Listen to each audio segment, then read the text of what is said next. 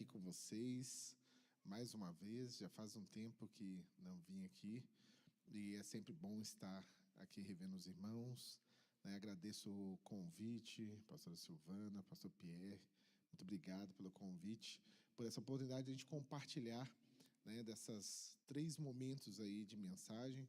E para aqueles que não me conhecem, meu nome é Misael, sou cristão, psicólogo, marido da Amanda, de Grande Ser Amada, significa de Amanda, pai da Eloá, que vem de Elohim, significa Deus, Criador, pai do Aslan, que é o meu leão, guerreiro desbravador, né? O menino é um leãozinho mesmo, e pai da Lise, né? Que agora, terça-feira, vai fazer 3 anos. Lise significa Deus é juramento. Então, hoje é uma grande oportunidade para a gente poder falar justamente sobre isso, sobre família, sobre gerações. E eu dei um nome que foi realmente passado, porque eu achei que é interessante a gente falar sobre essa questão de conexão, porque nós estamos num tempo onde várias gerações estão convivendo, um tempo, inclusive, já diferente do que a gente conseguia viver há algum tempo atrás, porque há tempos atrás a longevidade, o tempo de vida, a qualidade de vida era menor.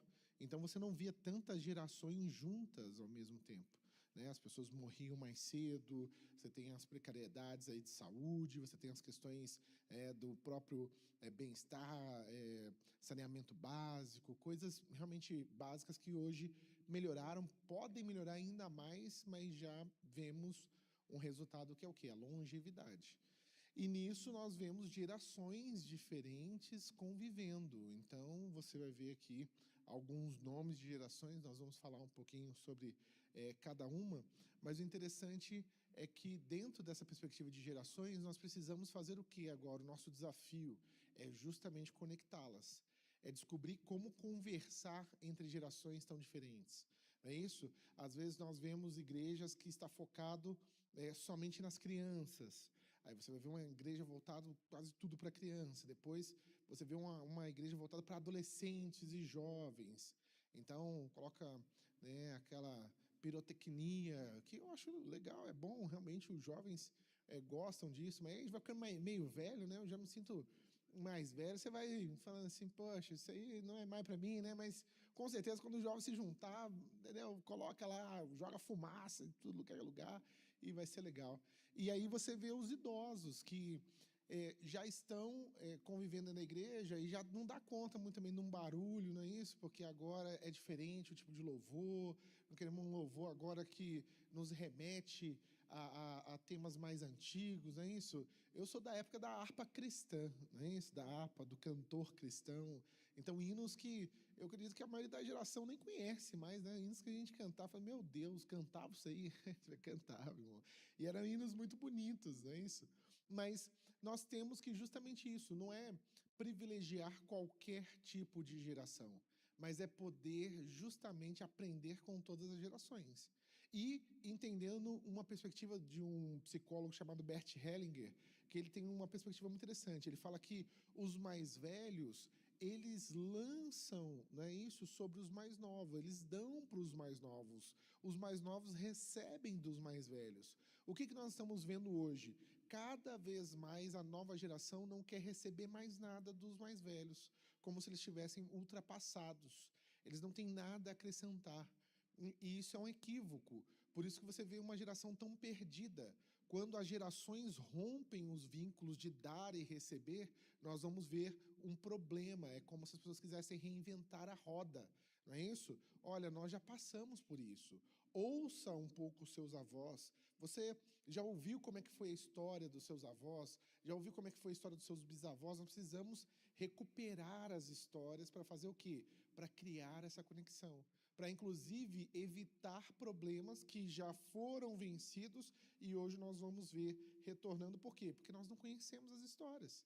Então, como exemplo que o povo de Israel voltou a ser uma nação, você conhece aí onde estão os maias, os astecas, os toltecas? Não tem. Por quê? Porque eles não preservaram as famílias. Agora, você vai ver que toda nação forte, todo povo forte, ele tem história. Se você pegar as grandes famílias, Rockefeller, se você pegar aquelas famílias Rothschild, eles têm a foto de todos os seus descendentes assim na parede. Por quê? Porque isso é história. Olha, aquele ali era o meu tataravô, ele fez isso, ele conquistou aquilo, ele passou por isso, e aquele ali fez isso, e aquilo outro. Então, cadê as nossas histórias? Tá vendo? Quem conhece aqui o nome do seu bisavô? Levanta a mão. Você percebe? É muito poucas pessoas. Entendeu? Então, cadê a nossa história? Nossa história está dentro disso, da nossa família.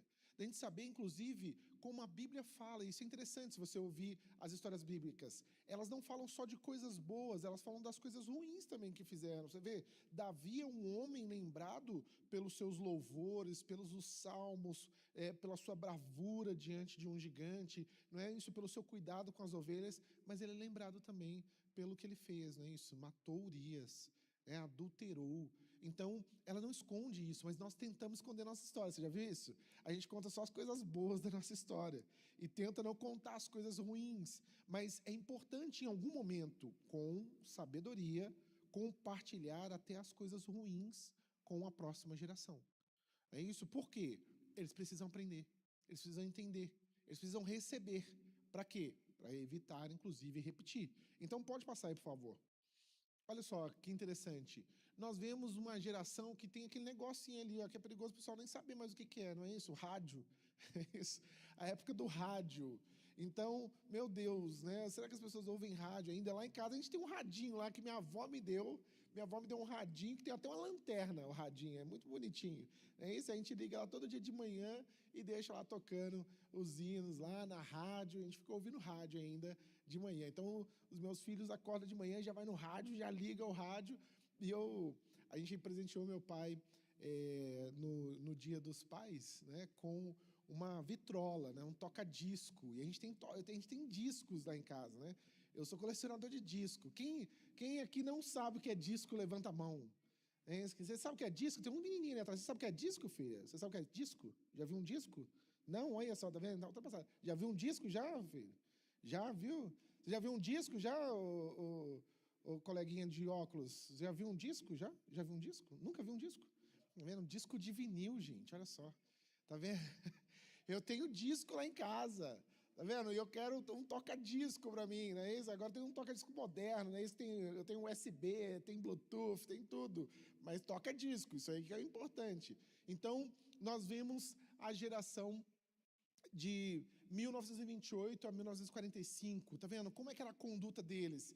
Disciplinados, formais, resilientes, não é isso? Qual é o tipo de pensamento? Nós temos dever, se você deu a sua palavra, você tem que cumprir, não é isso? Olha, pode passar o que for no casamento, não existe negócio de divórcio não, nós ficamos juntos até o final, e o respeito a hierarquias, tá vendo? Os professores, quem é nessa época aqui que gritaria com o professor? Não é isso? Se o professor cismasse com sua cara lá, estende a mão aí, dá uma palmada lá, não é isso? Com a régua, com um negócio que tem uns furinhos, não é isso? Que puxava, sugava a mão dos meninos. Vai fazer isso hoje. O pai entra dentro da escola e embola com o professor na pancada, não é verdade? Mas antigamente, o professor era uma hierarquia tão alta, tão grande, que se você falasse que apanhou do professor, o que o pai fazia? Batia no professor ou batia na criança? Não é verdade? Então, eu tenho uma colega que está em Portugal e ela assustou, porque ela colocou a filha dela lá na escola e a filha dela respondeu à professora. A professora deu um cascudo na menina, entendeu? E ela foi lá reclamar. A professora só faltou dar um cascudo nela. Falou assim, você tem que ensinar a sua filha a respeitar, entendeu? É porque ela foi desrespeitosa, porque deu um cascudo nela. Não estou falando que eu concordo não, meu irmão. Eu estou falando que ainda existem lugares que a hierarquia é uma coisa que existe. Hoje no Brasil não tem mais hierarquia, não é isso? As pessoas xingam o policial, xingam o professor, não é isso? O diretor, antigamente quando falava assim, o diretor tá chegando, todo mundo ficava, não é isso? Quietinho, tá um pianinho. Hoje em dia, só nem liga.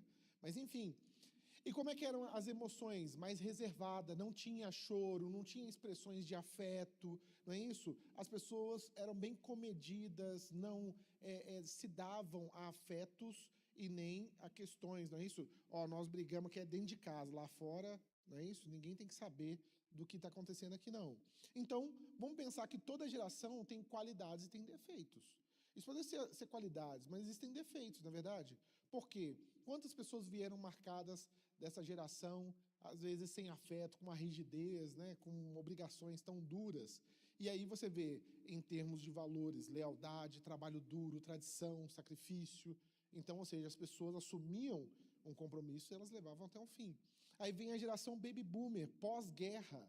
Então, eu creio que a geração Baby Boomer, quem sentiu mais essa geração, foi com certeza os Estados Unidos, foram as nações que estavam em guerra, porque agora, com o pós-guerra, as mulheres estavam já no trabalho e elas, agora retornando os homens para casa, não quiseram retornar para os afazeres domésticos, não quiseram voltar para o cuidado dos filhos, e aqui começa uma cisão. A partir dos anos 50, você tem agora a evolução e agora a tecnologia crescendo. E eu não estou falando isso aqui de maneira pejorativa, viu, gente? Mas eu estou falando para você como que se cria os eletrodomésticos. O eletrodoméstico é criado para substituir a ausência da mulher. Não tem mais agora mulher em casa para coordenar e lavar a louça. A lava-louça é criado nos anos 50. A lava-roupa nos anos 50. Não estou falando que, aí, tá vendo, a mulher serve só para isso. Misericórdia, estou falando isso não. Estou falando para você o contexto. Não é isso? Porque como a minha mãe, ela tem 64 anos. Fez 65 agora. Ela lavava a roupa na época dela de adolescente no rio. Não é isso? Ela lavava no rio e batendo nas pedras. Não é isso? Para quê? Para tirar sujeira. Então passava o sabãozinho de pedra e batia na pedra para tirar a sujeira. Depois torcia, colocava tudo dentro do negocinho e colocava na cabeça e levava para casa. Não é isso? Minha mãe, tá vendo? Então não estamos falando de tempos, 100 anos atrás, não. Tá vendo? Então, minha mãe, vamos pensar, 40 anos atrás, ela fazia desse jeito para lavar a roupa. Então, a partir do movimento Baby Boomers, você vai ver que no pós-guerra, por que é chamado de Baby Boomers? Porque o homem volta da guerra e eles começam a fazer muitos filhos. Não é isso? Eles começam a ter filhos, estavam muito longe aí das esposas, mas aí o movimento agora de ficar em casa não é aceito, e aí você vê, mesmo assim eles tentam manter alguma das tradições aí de até 45, então, ou seja, conduta, dedicados, competitivos, focado em carreira, que aí você começa a ver agora a mulher querendo ter uma carreira profissional. É isso, a mulher não quer ficar mais em casa, ela quer ter uma carreira profissional. E você vai ver que essa questão das gerações, ela vai acontecer meio que globalmente, mas vai ser aos poucos. Se você for prestar atenção, essa questão dos baby boomers, como eu falei, começa mais na América do Norte, depois vai descendo, vai indo para a Europa, vai começando para a América Latina. Ele não acontece de uma vez. À medida que nós vamos vendo as próximas gerações, parece que é imediato. Você começa a ver em todo lugar ao mesmo tempo. Não é isso? Mas como a gente não tinha meios de comunicação, então demorava muito tempo para chegar, igual, vamos supor, para saber que a Segunda Guerra Mundial acabou. Demorou anos para chegar no Brasil a notícia. Entendeu? Hoje, se eu não me engano, em menos de 5 minutos, você tem uma mensagem mundial. Ou seja, já aconteceu um fato agora, os Estados Unidos lançou bomba sobre o Iraque. Em 5 minutos, em menos de 5 minutos, o mundo inteiro sabe.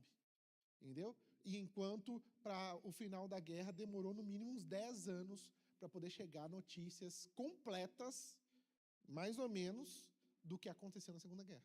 Você entende a diferença? Como a notícia caminhava mais lento. E aí você vê, então, qual que era o pensamento? Então, agora, os baby boomers, eles querem o quê? Progresso, eles querem crescer. Eles querem, então, ser reconhecidos pelo que eles fazem.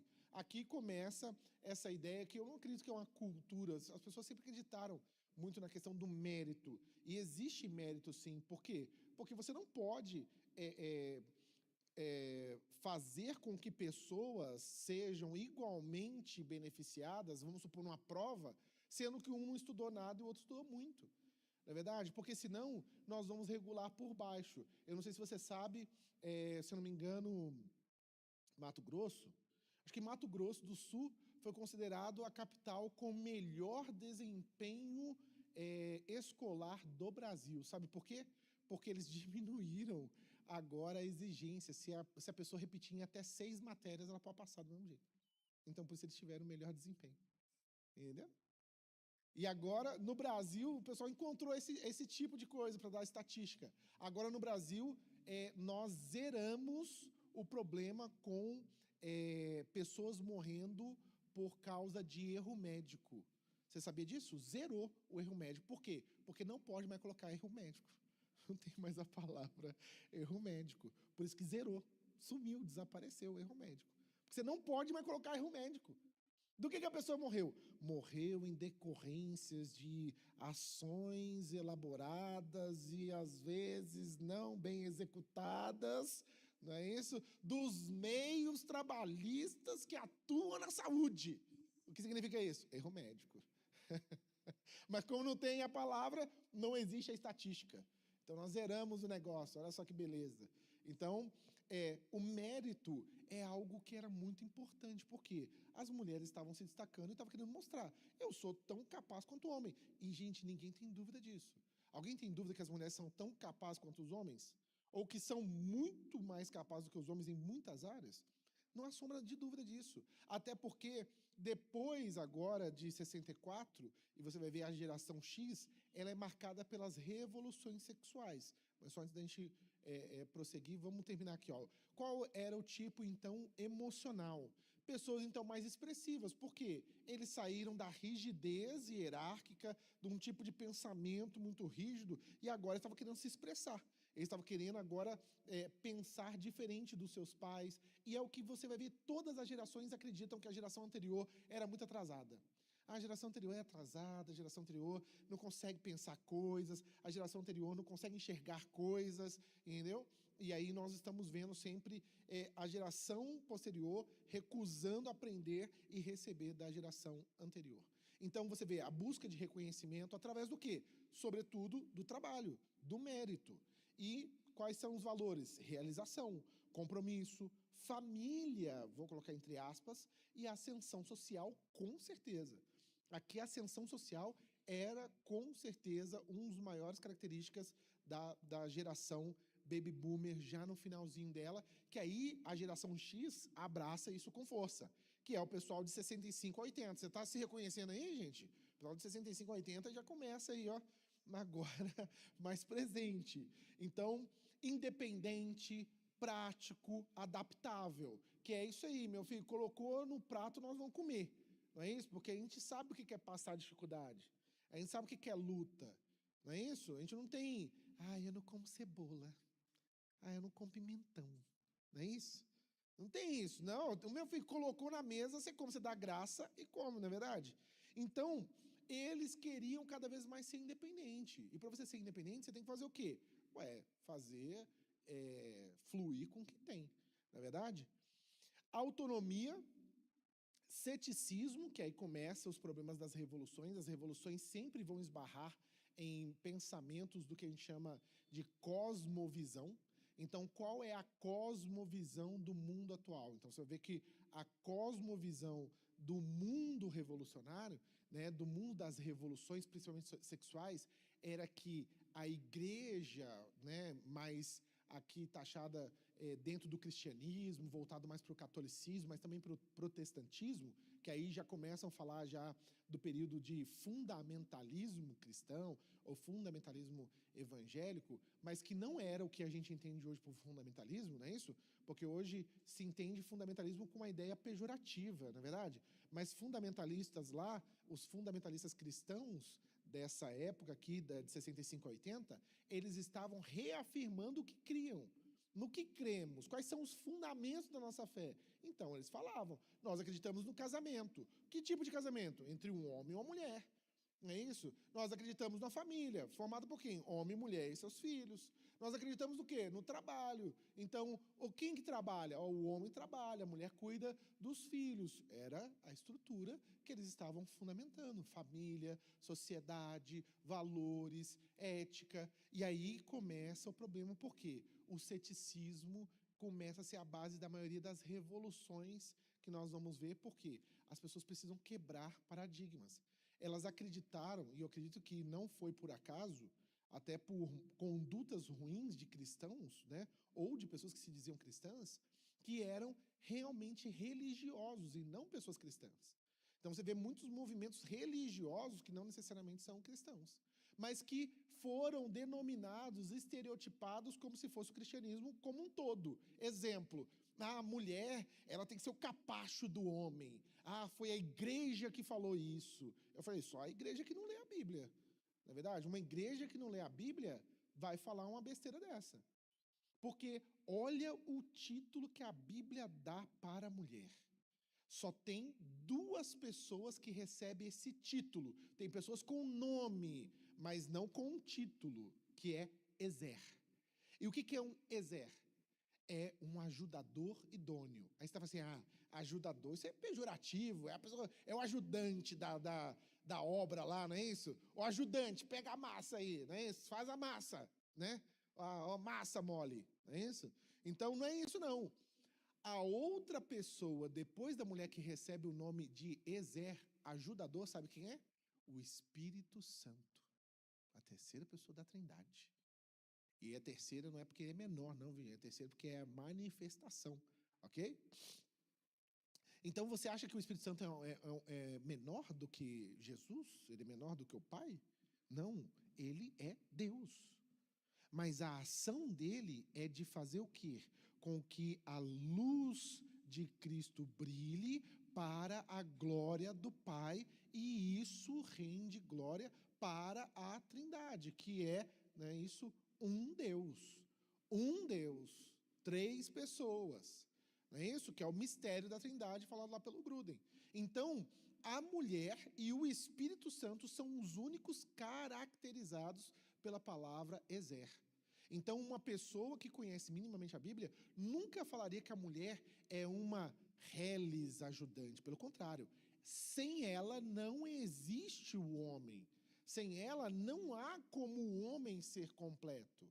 O homem só vira homem com a mulher. Não é isso? Porque o Adão, que é o ser humano, ele é macho e fêmea.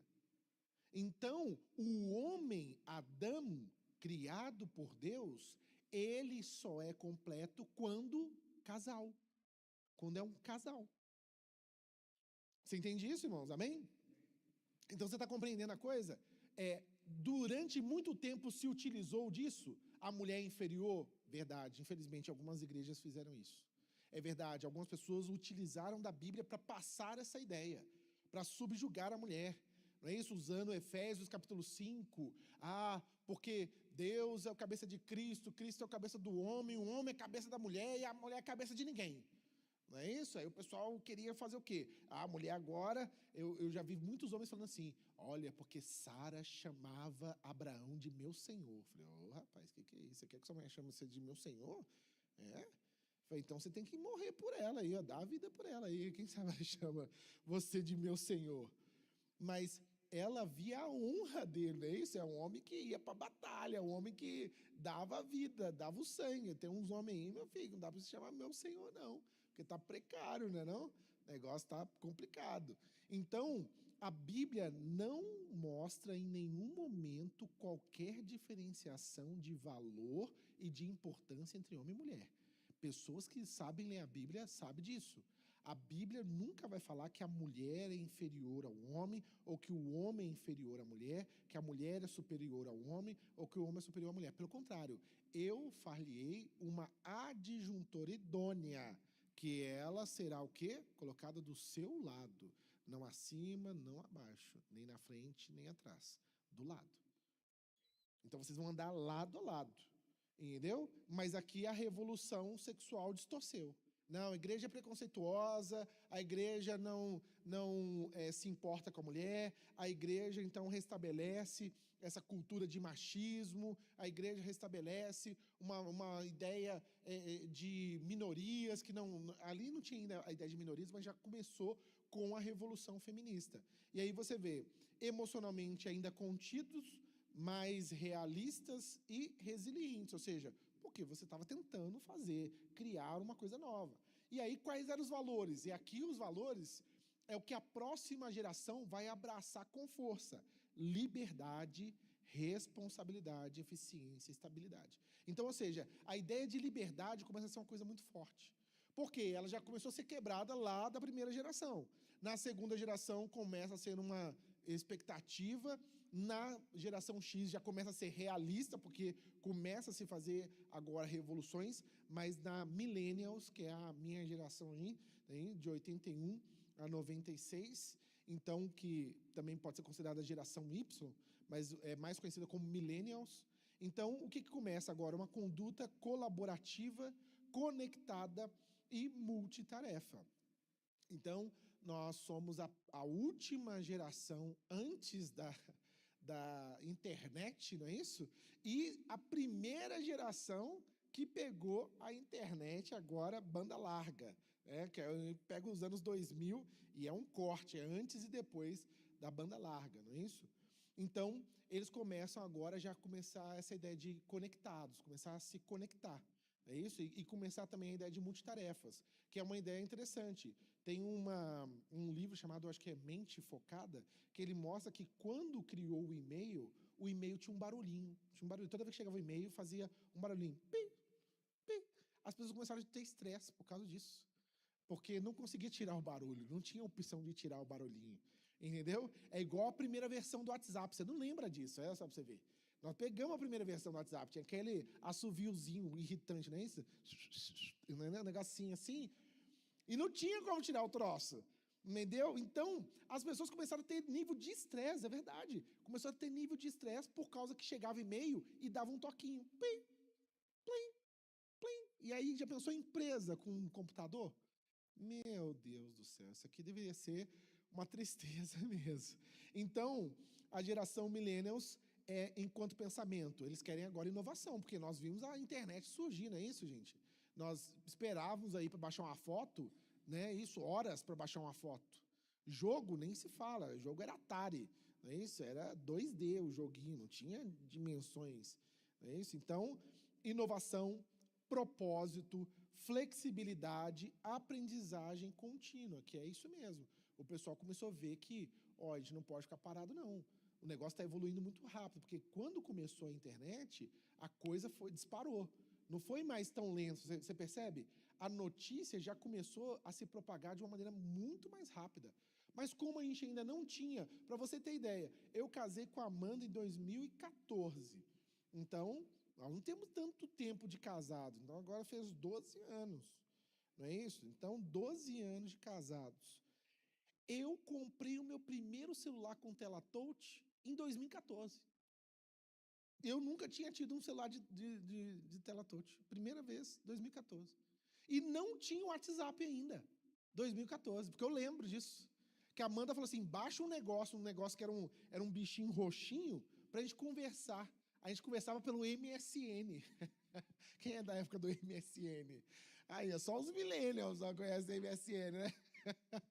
Então, a gente conversava pelo MSN. Era o MSN que a gente conversava. Entendeu? E você tinha ainda os e-mails do Yahoo, não é isso? Você tem o e-mail do Yahoo, a gente já é tio já, gente. Pelo amor de Deus, nós somos tiozão já. Os meninos nem sabem o que é. Oi? Do Orkut, isso mesmo, entendeu? Do BOL, não é isso? Então, o UOL. Então, olha só, gente, a gente era dessa época. E a gente começou a ver o quê? Nós precisamos aprender, porque o negócio está indo rápido demais. E aí você vê emocionalmente mais abertos, uma busca de sentido e feedback. E aí você começa a ver agora que essa geração, ela é muita emoção. Os millennials já começam a ser mais emotivos. Meus pais pegaram muito pesado, vou pegar mais leve com esses meninos. Meus pais ficaram com muita coisinha, não, vou deixar esse menino fazer, vai lá, faz, não sei o quê, e acontece. E aí os millennials foram criando um negócio que você vai ver o que vai acontecer aqui. E aí você vai ver, essa mente aberta na próxima geração começa a ser um problema, porque aí começa a vazar para fora a mente, né? Aí fica problemático. Os valores, então, experiência, autenticidade, né? Ou seja, eu sou quem eu sou aqui na internet. Você já viu isso? Os millennials ainda, alguns millennials ainda preservam isso. Eu coloco foto na internet que eu sou na vida real, não é isso? Dificilmente um millennials, uma pessoa aí, e não só pelas estéticas, vai colocar, né, isso na praia com a bunda virada, o Senhor é meu pastor e nada me faltará. Não, esse tipo de foto a gente tem pro nosso... Eu ainda tenho um álbum de fotos, né? A gente imprime ainda as fotinhas ainda, né? Não gosta de álbum de fotos, né? Esses meninos não sabem o que é álbum de fotos aí. Então, a gente preza pela autenticidade. Tipo assim, olha, eu sou aqui, eu sou lá, a mesma coisa. Não é isso? E a gente tem essa ideia da diversidade, começando a aceitar alguns outros estilos de modo de ser, até mesmo de família, e o desenvolvimento pessoal. Nós queremos cada vez conhecer mais, abrir mais espaço para o diferente, e aí chega a geração Z, gente. Quem é a geração Z aqui? Quem nasceu entre 1997 e 2012 aqui? 1997, 2012, aí, tem uma galerinha aí. E aí a geração Z é tão mal falada, mas eu tenho certeza que não é vocês aqui, mas é outra geração Z, entendeu? Outra geração. Então, é já da era digital. É a geração que começa já no digital e quer tudo mais rápido. Não tem paciência agora de ensinar. Se o vô agora começar a falar, como é que faz esse negócio mesmo de WhatsApp? Né? Como é que é? Vô, é só você fazer assim, tá aqui, ó. Não, mas eu não entendi nada. Não, mas é fácil demais, né? É fácil pra você, ué. Você já nasceu com esse negócio aí, agora pra sua avó, pra sua mãe já tá difícil, que é millennials. Imagina pra sua avó, geração X. Entendeu? Imagina pra baby boomer, se tiver. Não tem como. É tão diferente, gente, é um mundo diferente. Você mostrar um celular, igual pra minha bisavó, né? Minha avó. Minha avó, que ela tem agora 83, ela vai fazendo 83? Não, já está indo já para os 90 já. Minha avó já está indo para os 90. Ela não consegue mexer. Você pode explicar 10 milhões de vezes. Por quê? Isso aqui é uma nave espacial. Na verdade, ela não fazia ideia do que é isso aqui, gente. Quantos anos ela ficou sem isso daqui? Não é isso? Minha avó foi ter celular agora, de tela touch, há 4 anos atrás. Então, para ela, isso aqui é uma nave espacial. Isso aqui é extraterrestre. Não é isso? Gente, é um negócio muito esquisito, né? Você consegue se ver no negócio, né? E aí a geração Z fala assim, não, mas isso aqui é a coisa mais normal que tem no mundo, né? Ô, gente, pra você ter ideia, eu assistia o Sylvester Stallone, não é isso? No negócio da cripto, não sei o que lá, criogenia, ele falando, não existia esse negócio, cara. Vocês ficar falando por um negócio de vídeo. Não existia. Aí a gente ficava assim, nossa, isso aí vai ser no futuro, isso aí vai ser nos anos 3000. É isso? Quando você era pequeno, você ficava assistindo aquele... Mas, meu Deus, vai demorar muito para esse negócio existir. E não, nós estamos agora vivendo esse negócio. Estamos vivendo já o que a gente assistia no Sylvester Stallone. E aí, diversidade, liberdade... a geração Z. Aí você vê, a rapidez começa a ser uma característica dessa geração. A inclusão, não é isso? Então, agora eles querem essa ideia de ser aceito, de falar das diferenças, de comungar com as diferenças. Então, toda a ideia de possível exclusão é um atentado, é algo, inclusive, quase criminoso, né, para a geração Z. E empreendedorismo, que aí todo mundo quer ser o dono do próprio negócio, ninguém quer ser CLT, né? A geração Z não quer trabalhar CLT. A geração Z quer o modo de trabalho, não é isso? É 6x1, não é isso? É 6x1? É 6x1? 6 dias de folga, 1 dia de trabalho, não é isso? 6 dias de folga, 1 de trabalho. O pessoal está querendo aí, está lutando para 5x2, não é isso? Então, ou seja, 5 dias de folga, 2 de trabalho. E aí, é tão verdade isso que a geração Z, ela tem agora o menor tempo de trabalho. A maioria das pessoas da geração Z, eles ficam no máximo 6 meses no trabalho e aí pede para sair. Por quê? Porque cansei. Eu cansei. Você cansou do quê? Cansei. Não quero mais. Só isso. É isso, né? Então pronto. E aí você vê essa ideia do senso crítico, não de uma forma, e isso tem que ser explorado, não de forma pejorativa, viu, gente? Mas com a ideologia marxista e dentro agora da ideia da revolução também da língua, com a escola de Frankfurt, depois você estuda sobre isso, a escola de Frankfurt, ela criou a teoria crítica. Mas a teoria crítica não é baseada em análise. A teoria crítica é baseada numa ideia filosófica até interessante, que é da genealogia do poder, do Nietzsche. Então, Nietzsche propõe que toda linguagem é uma tentativa de dominar a mente e os desejos das pessoas, a emoção delas, como elas veem o mundo. E, por isso, quem escreve a história domina o mundo. Essa era uma perspectiva teórica do Nietzsche. Isso não é um fato, não é um fato. Não é isso? Porque não tem como. Então vamos escrever uma história em quadrinho e aí a gente divulga para todo mundo, força todo mundo a ler. As pessoas vão acreditar num mundo desse? Porque eu escrevi? Não vão. Então não é assim. Embora ele estava fazendo uma crítica. Ele estava falando que o pensamento filosófico grego e junto com o Império Romano dominou o mundo ocidental através do cristianismo. E isso cria a cultura ocidental na Europa, que depois vai para as Américas a partir, né, da América do Norte, e depois isso desce. Então ele está falando que tem algo que influenciou esse povo. Mas a teoria crítica fala o quê? Você tem que criticar tudo. Critica tudo. E todo mundo. Nada é verdade. Aí começa o hiperrelativismo. Então ele colocou o relativismo com a possibilidade do quê? Não, gente, peraí. Será que existe a verdade mesmo? Então, o que é verdade? Não, porque pode existir a minha verdade e a sua verdade. Eu falei, não tem como existir a minha verdade e a sua verdade. Não é isso? Eu tenho como falar que aqui eu estou vendo a cadeira assim, assim, assado. E você pode falar assim, mas eu estou vendo a cadeira assim, assado. Mas alguém duvida que isso aqui é uma cadeira? Não, então pronto, aí. Entendeu? Nós estamos falando de ângulos diferentes da mesma cadeira. Isso não quer falar que a cadeira é uma coisa para mim e uma para você. Não, é cadeira e nós estamos falando do ângulo que nós vemos. Agora, o hiperrelativismo é o quê?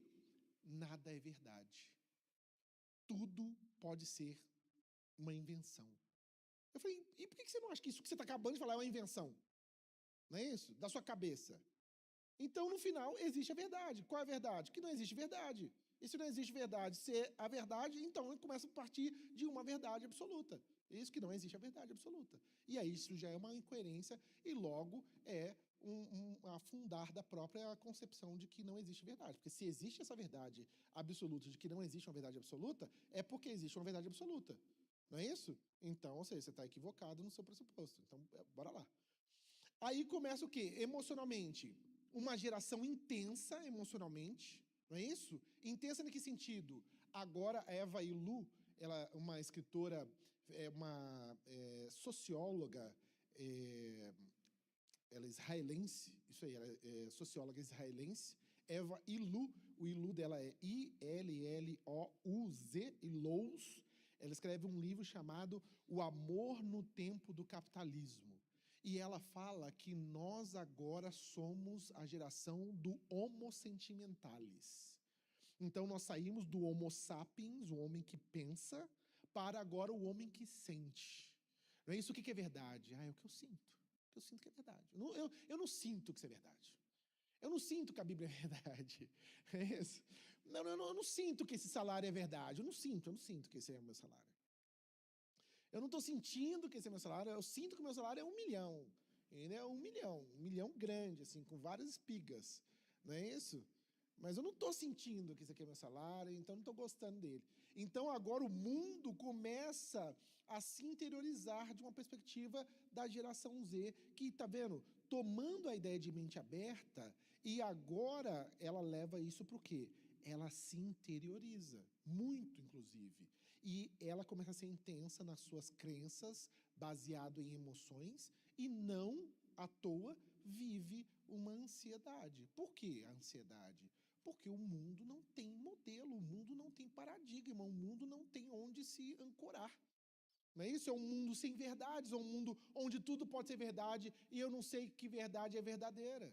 Não é isso? Eu nem sei se existe verdade verdadeira. Olha só que loucura. E aí começa a comparação social através das redes sociais, que começa a ser um perigo também. Por quê? Eu começo a acreditar no que eu vejo.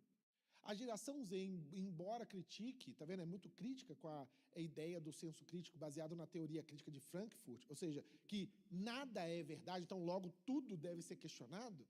Ela começa a acreditar no que os olhos veem a partir da internet. Beleza, eu critico tudo, mas por que você não critica? Será que essa pessoa está sendo feliz mesmo? Será que essa pessoa ela é realmente bem-sucedida? Né? Será que essa pessoa é bonita mesmo? Porque você olha a pessoa, gente, tem umas pessoas... Tem uma moça que uma vez eu encontrei ela, aí ela falou, oi, Misael, tudo bem? Oi, tudo bem? Tipo assim, deu um delay de uns 5 segundos e ela percebeu. O que foi? Eu não sou parecida igual na... Não, é porque você tava de óculos, óculos escuros, né?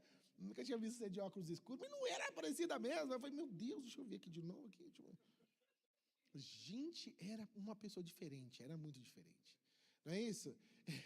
Eu não sei se você já viu isso. Você conheceu pessoas pela internet, aí você fala assim, nossa, a pessoa é muito alta, né?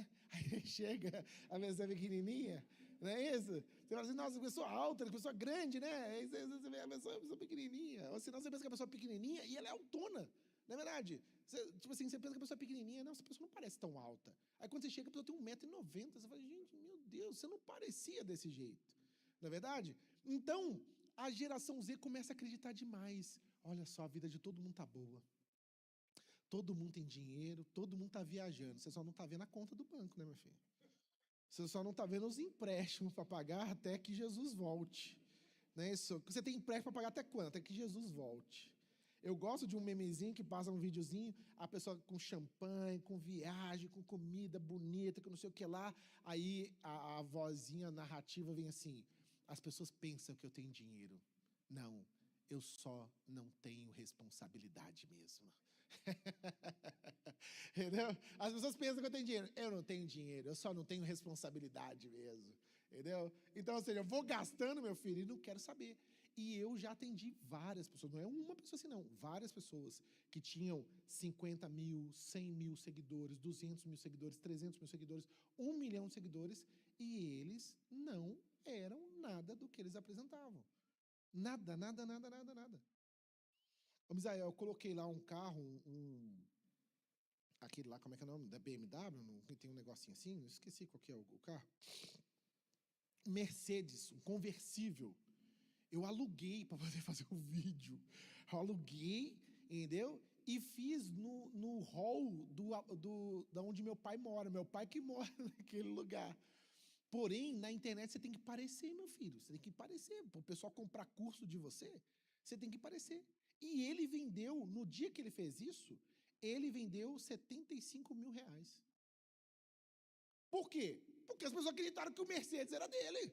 E acreditaram que o apartamento era dele. E era do pai dele. Entendeu? Mas ele não fala isso.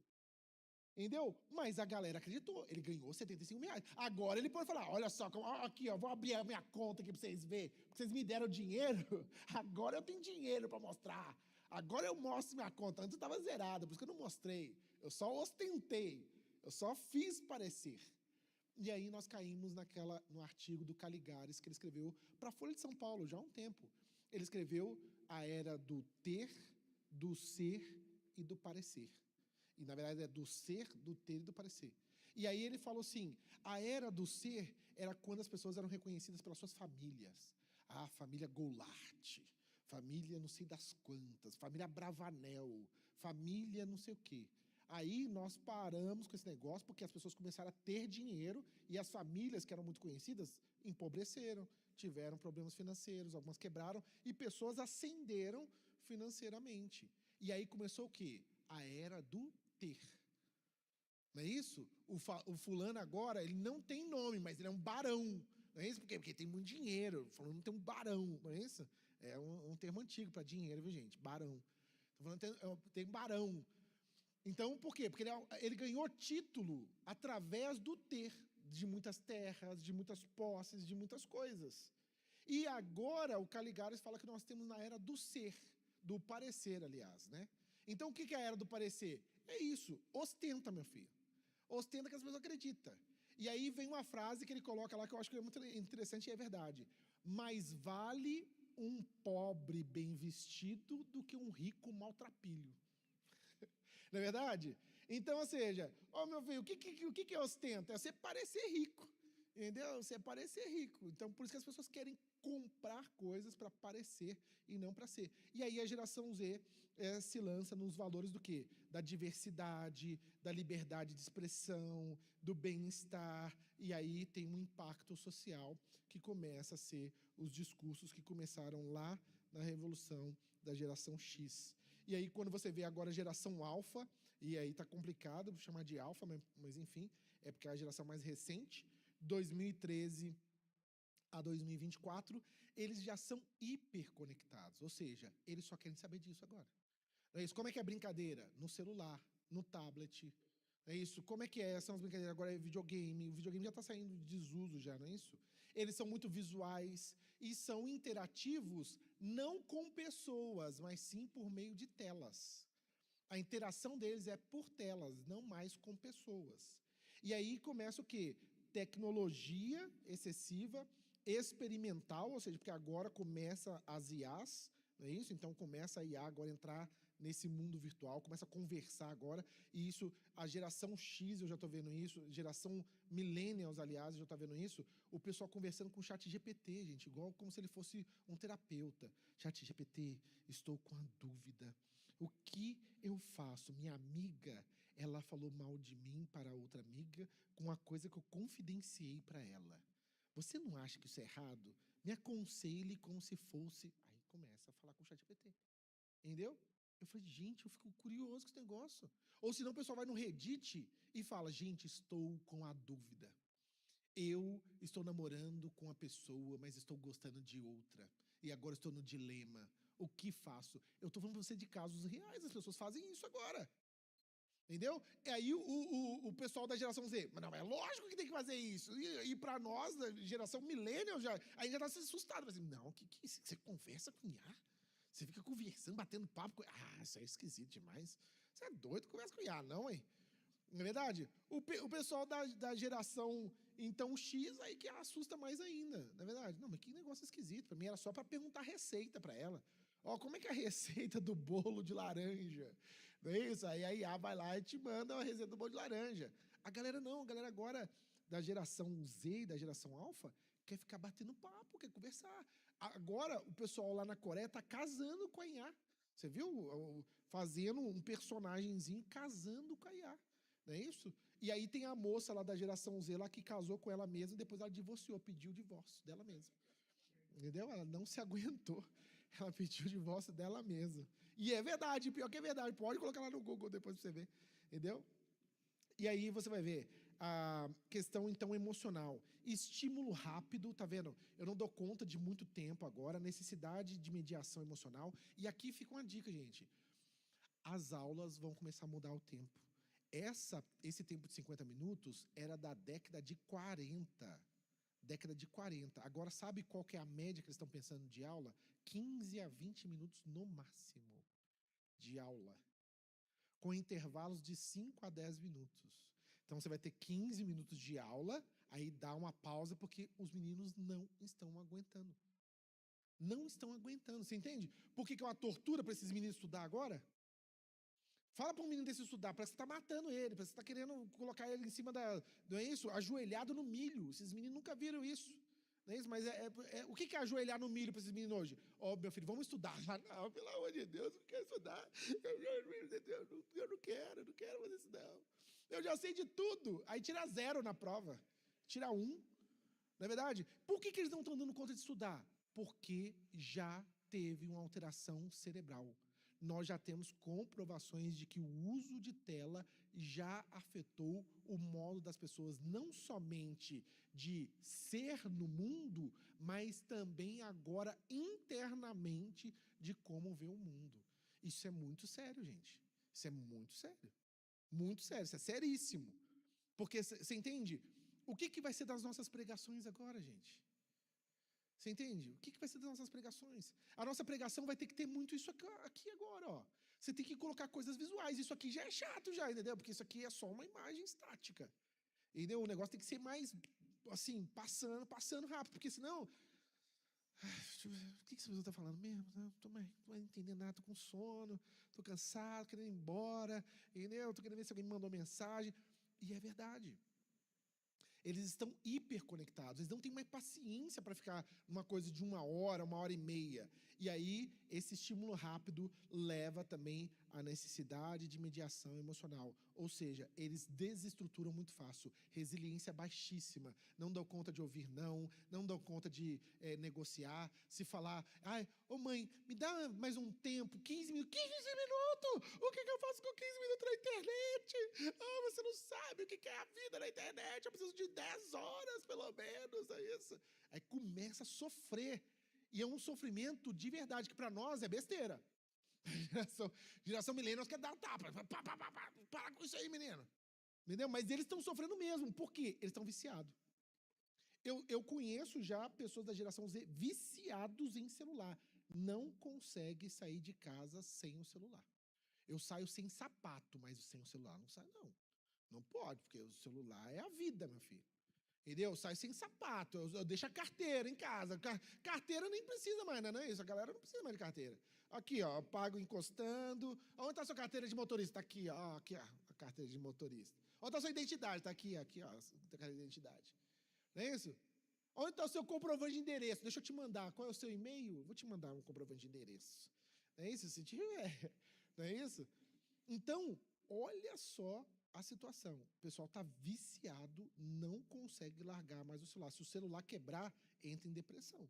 Então, quando a gente viu aquele vídeo daquela menina nos Estados Unidos, que a mãe dela e ela estão num voo, e aí a aeromoça pede para ela desligar o celular e a menina entra em crise, a maioria das pessoas fala assim, isso é besteira, isso aí é safadeza, essa menina, não sei o quê.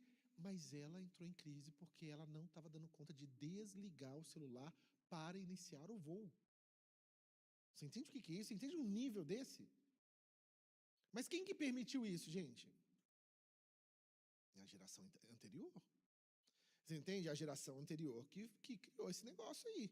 E aí a gente vai ter que ver o que vai fazer. Aí vem a inovação, a segurança, não é isso? A inclusão e a sustentabilidade. Ou seja, como é que a gente vai lidar agora com isso? Como é que a gente vai fazer com essa geração? E aí está vindo uma outra geração que está recentezinha aí, não é isso? Então, que vai ser a geração beta, e só Deus sabe o que vai ser dessa geração, o que vai acontecer, não é isso? Porque agora é tudo IA, e nós estamos falando aí já de 2030, possivelmente a gente não ter mais dinheiro de cédula, ou seja, esses meninos que nasceram agora não saber mais o que é dinheiro, não saber mais o que é documento de papel, não é isso? Não vai ter mais documento. A Inglaterra agora está numa luta por causa disso, porque eles não querem que tenha documento só digital, porque o documento digital, você pode ser apagado do sistema, você não existe. Só dá um clique lá, sua conta é bloqueada, seus bens são bloqueados, tudo seu é bloqueado. Olha só que coisa fácil. As pessoas pensam na facilidade de uso, mas elas não pensam no mau uso que pode ser feito disso. Entendeu? Minha vida toda está exposto para alguém que não sou eu. Você entende? Por que o TikTok foi proibido nos Estados Unidos? Porque a sua informação, toda a sua informação, inclusive o que você está falando e vendo, inclusive acesso à sua câmera, se você toma banho lá vendo o negócio, eles podem acessar nos termos do TikTok. O TikTok pode acessar. Ai, teoria da conspiração. Ô, criatura, lê lá então. Entendeu? Lê lá, que você não está doando o seu rim lá. Entendeu? Eles podem fazer o que eles quiserem com o seu uso. Com o uso dos seus dados. Pode fazer. Isso aí é o termo para você usar. Por isso que ele foi proibido nos Estados Unidos. E em vários países ele é proibido. Por quê? Porque os dados vão direto para a China. Eles não passam para outro lugar. Eles vão direto para a China. Entendeu? Então, por isso que o TikTok tem resistência de muitos países em liberarem. Por quê? Porque os caras estão acumulando dados. Hoje, qual é a nova moeda, gente? Depois das criptomoedas, depois da blockchain, são dados. É a Big Data, ou seja, é o banco de dados, é o grande banco de dados que está se formando com todos nós. Para você ter ideia, no livro Mindset, ele fala sobre isso. Mindset? Não, é o poder do hábito. Não, acho que é o Mindset mesmo. O poder do hábito é o Mindset, é um dos dois. Ele fala de uma empresa americana, se eu não me engano, gente, como é que é uma famosa, começou a fechar aqui no Brasil? Tinha uma perto da minha casa lá, esqueci agora. Esqueci o nome, é um hiper desses aí. É o Walmart, isso aí. O Walmart criou um sistema, isso aí nos anos, comecei dos anos 2000. Eu ia esperar, não deu. Eles criaram um sistema que, dependendo da busca que a pessoa fazia no site, eles conseguiam saber se a pessoa estava grávida ou não. Eles conseguiam saber se a pessoa estava grávida. Se ela estava comprando porque ela era uma pessoa que é a avó comprando para o neto, é a tia comprando para o sobrinho, é um amigo comprando para outro amigo, eles conseguiam saber se a pessoa estava grávida e se a compra de presente para o bebê era de um amigo, de tio, avô ou grau de parentesco, através do modo de busca da pessoa, com os dados que tinham. Aí, o que aconteceu? Um pai recebe, olha, parabéns pelo seu bebê, você pode comprar com desconto já roupinhas e itens para fralda, não sei o que, total. E o pai chegou lá irado. Aqui, vocês enviaram isso aqui para minha filha, ela só tem 14 anos. E aí quebrou o pau lá com o rapaz, xingou o supervisor lá do Walmart. Uma semana depois ele voltou e falou assim, você me desculpa, eu não sabia o que estava acontecendo na minha casa. Minha filha de 14 anos está grávida. O Walmart ficou sabendo primeiro do que ele. Só pelo processamento de dados. Você entende o que é isso, gente? Isso aqui é sério demais. Isso é a teoria da conspiração. Eu tenho medo. O problema é que essa geração não está nem aí. Ela não está nem aí para isso. Isso para eles é nada. Isso e nada é a mesma coisa. Mas eu fico com medo, porque olha só o que a pessoa é capaz de deduzir, cara, da sua vida. Se a pessoa está grávida. Eles conseguiram deduzir que a filha do rapaz estava grávida. Antes dele saber. Só através dos dados. O que essas pessoas não sabem da gente? Então, enfim. Pode passar, por favor. E aí nós vemos que isso daqui é que está sendo afetado. O cérebro humano. O cérebro humano está sendo afetado. E a gente não faz ideia de como e o quanto isso está sendo afetado. Pode passar, por favor. Então, olha só, o nosso cérebro tem várias conexões, entre eles a gente poderia falar várias horas sobre um tanto de coisa, mas eu quero me ater só a esse quadrinho aqui, só essa parte aqui, ó, de rodapé. Então, o nosso cérebro tem 86 bilhões de neurônios, então aquele primeiro livro de 100 bilhões de neurônios está errado. Inclusive, quem conseguiu fazer a conta certa para saber quantos neurônios nós tínhamos na cabeça é uma neurocientista brasileira, se não me engano, Tatiana Aranha. Ela descobriu, então, que nós temos 86 bilhões de neurônios e não 100 bilhões, entendeu? Olha só, isso é uma descoberta fantástica. O nosso cérebro pesa 2% do nosso peso corporal, então, ou seja, ele pesa aí, ó, 1,3 kg, dos homens 1,5 kg de carne moída. É isso? Então, uma carne moída de 1,5 kg é o que dá o nosso cérebro. 1,3 kg, mais ou menos. O cérebro das mulheres é menor. Tem menos neurônio? Não. É só por causa da caixa craniana, então, e do modo ósseo de se formar. Mas as mulheres têm a mesma quantidade de neurônio do que os homens. Ao contrário, os homens têm menos neurônio em algumas áreas cerebrais do que as mulheres, e as mulheres vice-versa do que os homens, por causa da testosterona. Mas não vai dar tempo de a gente falar sobre isso.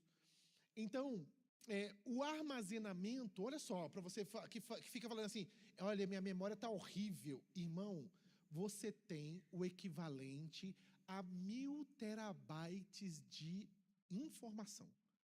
Ou seja, seu cérebro consegue acumular 1000 terabytes de informação, de dados. O que significa isso? Olha ali para você ver. Filmes em HD básico de 720 pixels, ou seja, um videozinho bom, uma qualidade boa.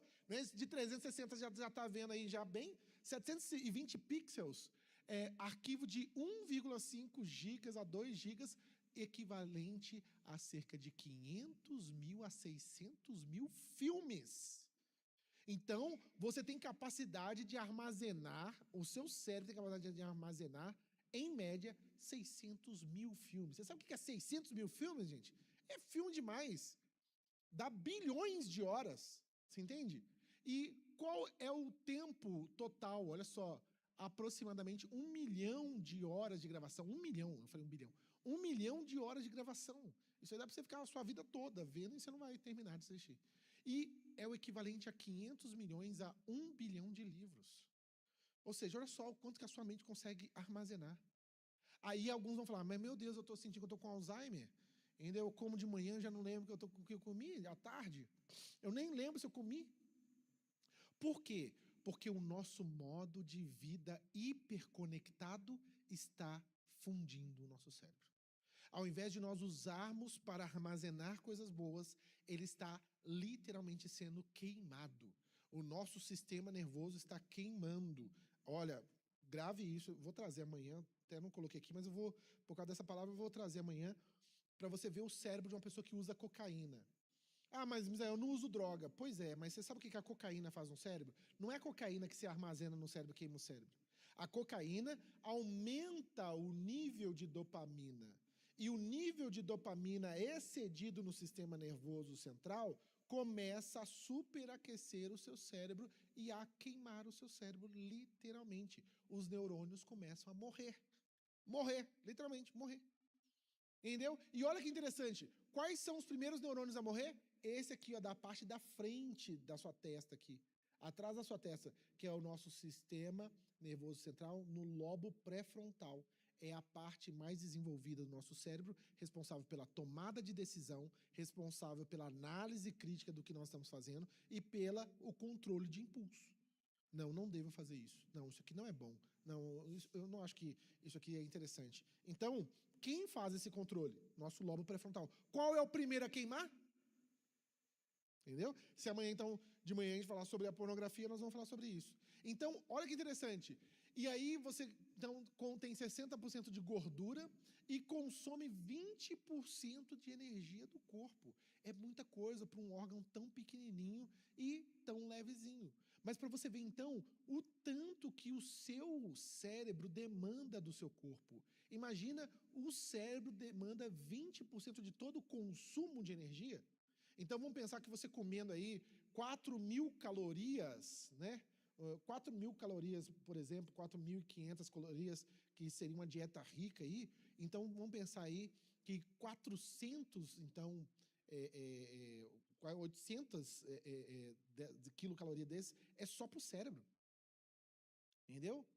Ou 2.000 e poucas calorias, né, se não me engano. Então, ou seja, 400 e poucas calorias seria, então, só para o cérebro. É muita coisa, gente. É muita coisa. Então, para você ver, o nosso cérebro gasta muito, mas o seu cérebro está gastando com o quê? Você está lendo livro, irmão? Você está vendo uns filmes bons, uns filmes francês, não é isso? Uns filmes para fazer pensar, uns filmes espanhol. Você está vendo uns filmes que faz o seu cérebro funcionar, o tic-tac funcionar? Então, o que nós estamos gastando? Pode passar, por favor. Pode passar?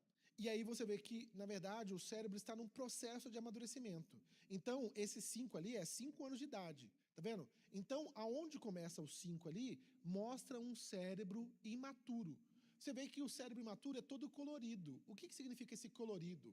Ele está tendo um grande nível de excitação sináptica. E essa sinapse está ali toda coloridinha porque ela só aparece e some. O que significa isso?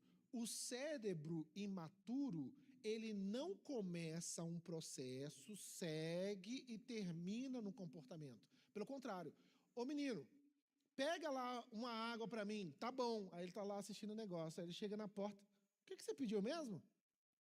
A água, então tá bom. Aí ele chega na frente da geladeira, o que eu vim fazer aqui mesmo?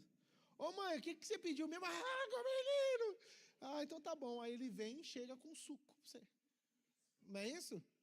Por quê? Por causa do hiperestímulo cerebral. Ele está prestando atenção em tudo, menos na informação principal. Pegue água para mim. Então ele pensa no suco. Nossa, que vontade de beber um guaraná agora, que vontade de beber agora não sei o quê. Aí ele perdeu o que a mãe dele falou. Entendeu? A menina perdeu o que a mãe falou. Você não presta atenção em nada, porque eu falo com você, mesmo que eu estou falando com as paredes, e que não sei o quê, porque você me ignora. Agora, se fossem seus amigos você ouve. Porque você tem um ouvido bom para essas músicas idiota, para esse farma-aura, isso aí você lembra, não é isso? Essas porcarias você lembra, agora você não lembra. É isso aí. Porque esse cérebro perde informação muito rápido. Aí, à medida que nós temos, então, o amadurecimento, que vai sendo agora esse processo mais azulzinho, isso aqui é a mielinização do cérebro. O que é mielinização do cérebro? É como se os nossos neurônios, aqueles 86 bilhões de neurônios, eles precisam ser encapados. Isso é o amadurecimento na perspectiva da neurociência. É um encapamento, ou a gente chama de envelopamento dos neurônios, com uma gordurinha que é a gordurinha chamada de bainha de mielina. Então, essa bainha de mielina, ela vai formar o amadurecimento cerebral. Para quê? Ô menino, pega a água, tá bom. Eu tô até com vontade de pegar um suco, mas minha mãe pediu uma água, vou pegar a água para ela. Pega a água, pega o suco, traz a água para a mãe e fica com o suco. Então, tá vendo? A minha informação foi absorvida, a informação foi absorvida, processada, efetivada com sucesso. Isso é amadurecimento cerebral. Agora, o que está acontecendo no Brasil? Já saiu uma pesquisa, essa pesquisa, se eu não me engano, é de 2018, 2019, que, infelizmente, os homens brasileiros e algumas mulheres brasileiras só estão amadurecendo aos 45 anos de idade. Ou seja, esse processo aqui não está acontecendo, está falhando. Vocês veem um cérebro imaturo em pessoas que já deveria ter acabado o processo ali por volta dos 20 anos, 21 anos. Você percebe a seriedade disso? Então nós estamos falando de retardamento crônico, gente. Nós estamos falando de pessoas imaturas que não conseguem processar informações, não conseguem cumprir tarefas, não conseguem ter responsabilidade, não conseguem fazer o que lhe é pedido. Não conseguem fazer o seu trabalho. Você entende isso? Isso é muito sério. As pessoas não estão realizando o trabalho delas. Eu tenho um cliente meu que ele tem uma empresa grande e ele, para incentivar os colaboradores a chegarem no horário que ele paga eles para vir para o trabalho, tem agora um incentivo. Se você chegar no horário, quem chegar todo dia no horário, durante os 30 dias, né, os 20 e poucos dias trabalhados, ganha uma premiação em dinheiro. Se chegar no horário. E sair no horário. Você entende o que é isso?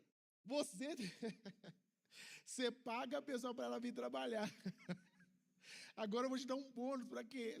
Se você chegar no horário, chega no seu horário, por favor. Aí eu estava no supermercado agora com a minha esposa, com a minha filha. Aí o rapaz, estou indignado com a minha coordenadora. Estou indignado porque ela está falando, eu mandei para ela a mensagem que eu precisaria faltar, porque eu tenho um compromisso. Ou ela me responde, ou ela vai decidir. O que ela vai querer? Ela me dá a folga, ou ela quer um atestado misterioso de 5 dias? Ou ela me dá a folga, ou vou dar um atestado misterioso. O que aconteceu? Eu falei, passei mal, tô com um negócio, né? Acho que a minha... Deu, como é que fala? Sinusite, minha sinusite atacou. Minha renite atacou. Aí eu falei, olha que safadeza, rapaz. O cara deu atestado... atestado misterioso, né? Qual que é a sua doença? Misteriosa, doença misteriosa. Vou precisar de 5 dias para me recuperar. Do quê? De uma doença misteriosa aí. Entendeu? Por quê? Porque ela não quis dar folga para ele. Entendeu? Olha só para você ver o nível do negócio. Então, nós estamos vendo várias pessoas assim.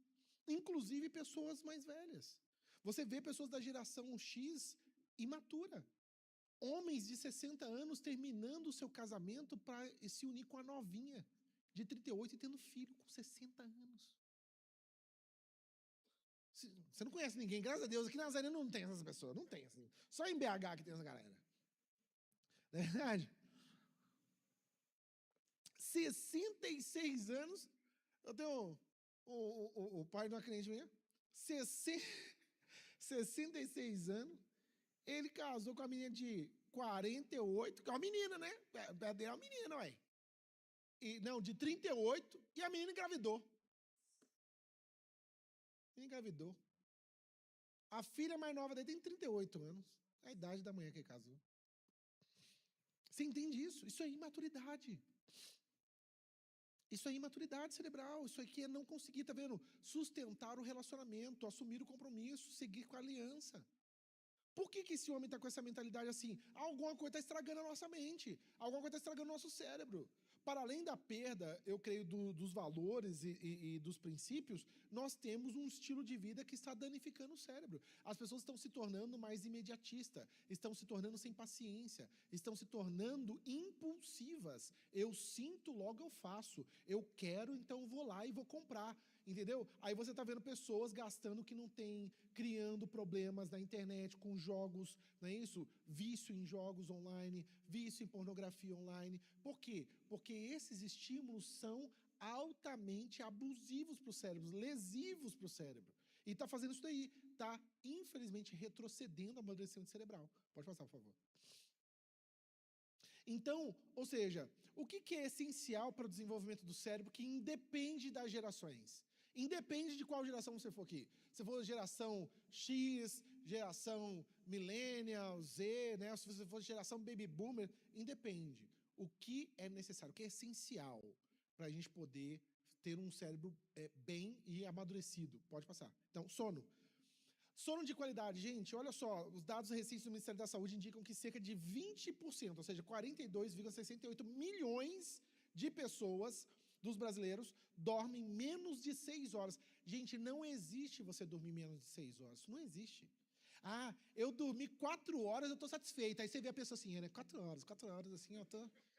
Não, eu quase não tem problema, não tem problema não. Aí você vê aqui a cara, assim, fica pulando assim, 4 horas eu tô maravilhoso, eu tô bem demais, rapaz.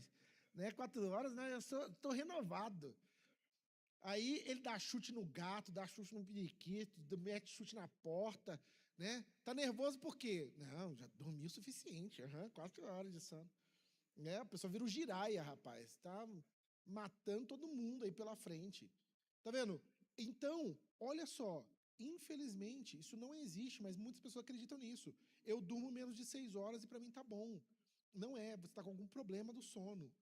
As pessoas, à medida que elas vão envelhecendo, pode ser um problema, inclusive, na bainha de mielina. Pode ser um problema, inclusive, de absorção de vitaminas B12, ácido fólico. Você pode estar com deficiência, por isso você está dormindo menos, ou é o famoso cochilo. Não é isso? O idoso fala assim, não, eu durmo pouquinho, mas toda hora que você vê, ele está assim, ó. Ô, Fulano, tudo bem? Não, estava aqui meditando, você estava meditando, você estava pensando na vida, não é isso? Aí ele medita na vida de boca aberta, assim, ó. Não é verdade? Então ele vai cochilando durante o dia, aí não tem sono mesmo. Eu não tenho sono para dormir, não. Eu falei, ó, irmão, você estava cochilando aí, ó. Metade do dia você estava ali, parado ali, ó, só no cochilo. Não é verdade? Então, tem que tomar cuidado com esses cochilos, porque é verdade. Você, para fazer a siesta, como é que o pessoal fala lá na Itália? É sexta ou é siesta mesmo? Sexta. A sexta, tá vendo? É de meia hora a 40 minutos, né? De 1 hora, não. Não existe negócio de siesta de 1 hora, não. Isso aí é sono profundo, não é não? 1 hora. Quanto tempo você... Aí você vê uns adolescentes. Olha, eu não tenho sono à noite. Chegou da escola, comeu, dormiu de 2 até as 5 horas. Você fala, meu filho, você não tem sono mesmo, não, é? Que sono que você vai ter à noite? Eu sou da noite. Você não é da noite, não. Você dormiu durante o dia. Aí é lógico que você não vai ter sono à noite. Ué, se duvido que se você dormir, se você não dormir durante o dia, você não vai ter sono à noite. À noite você vai ter sono.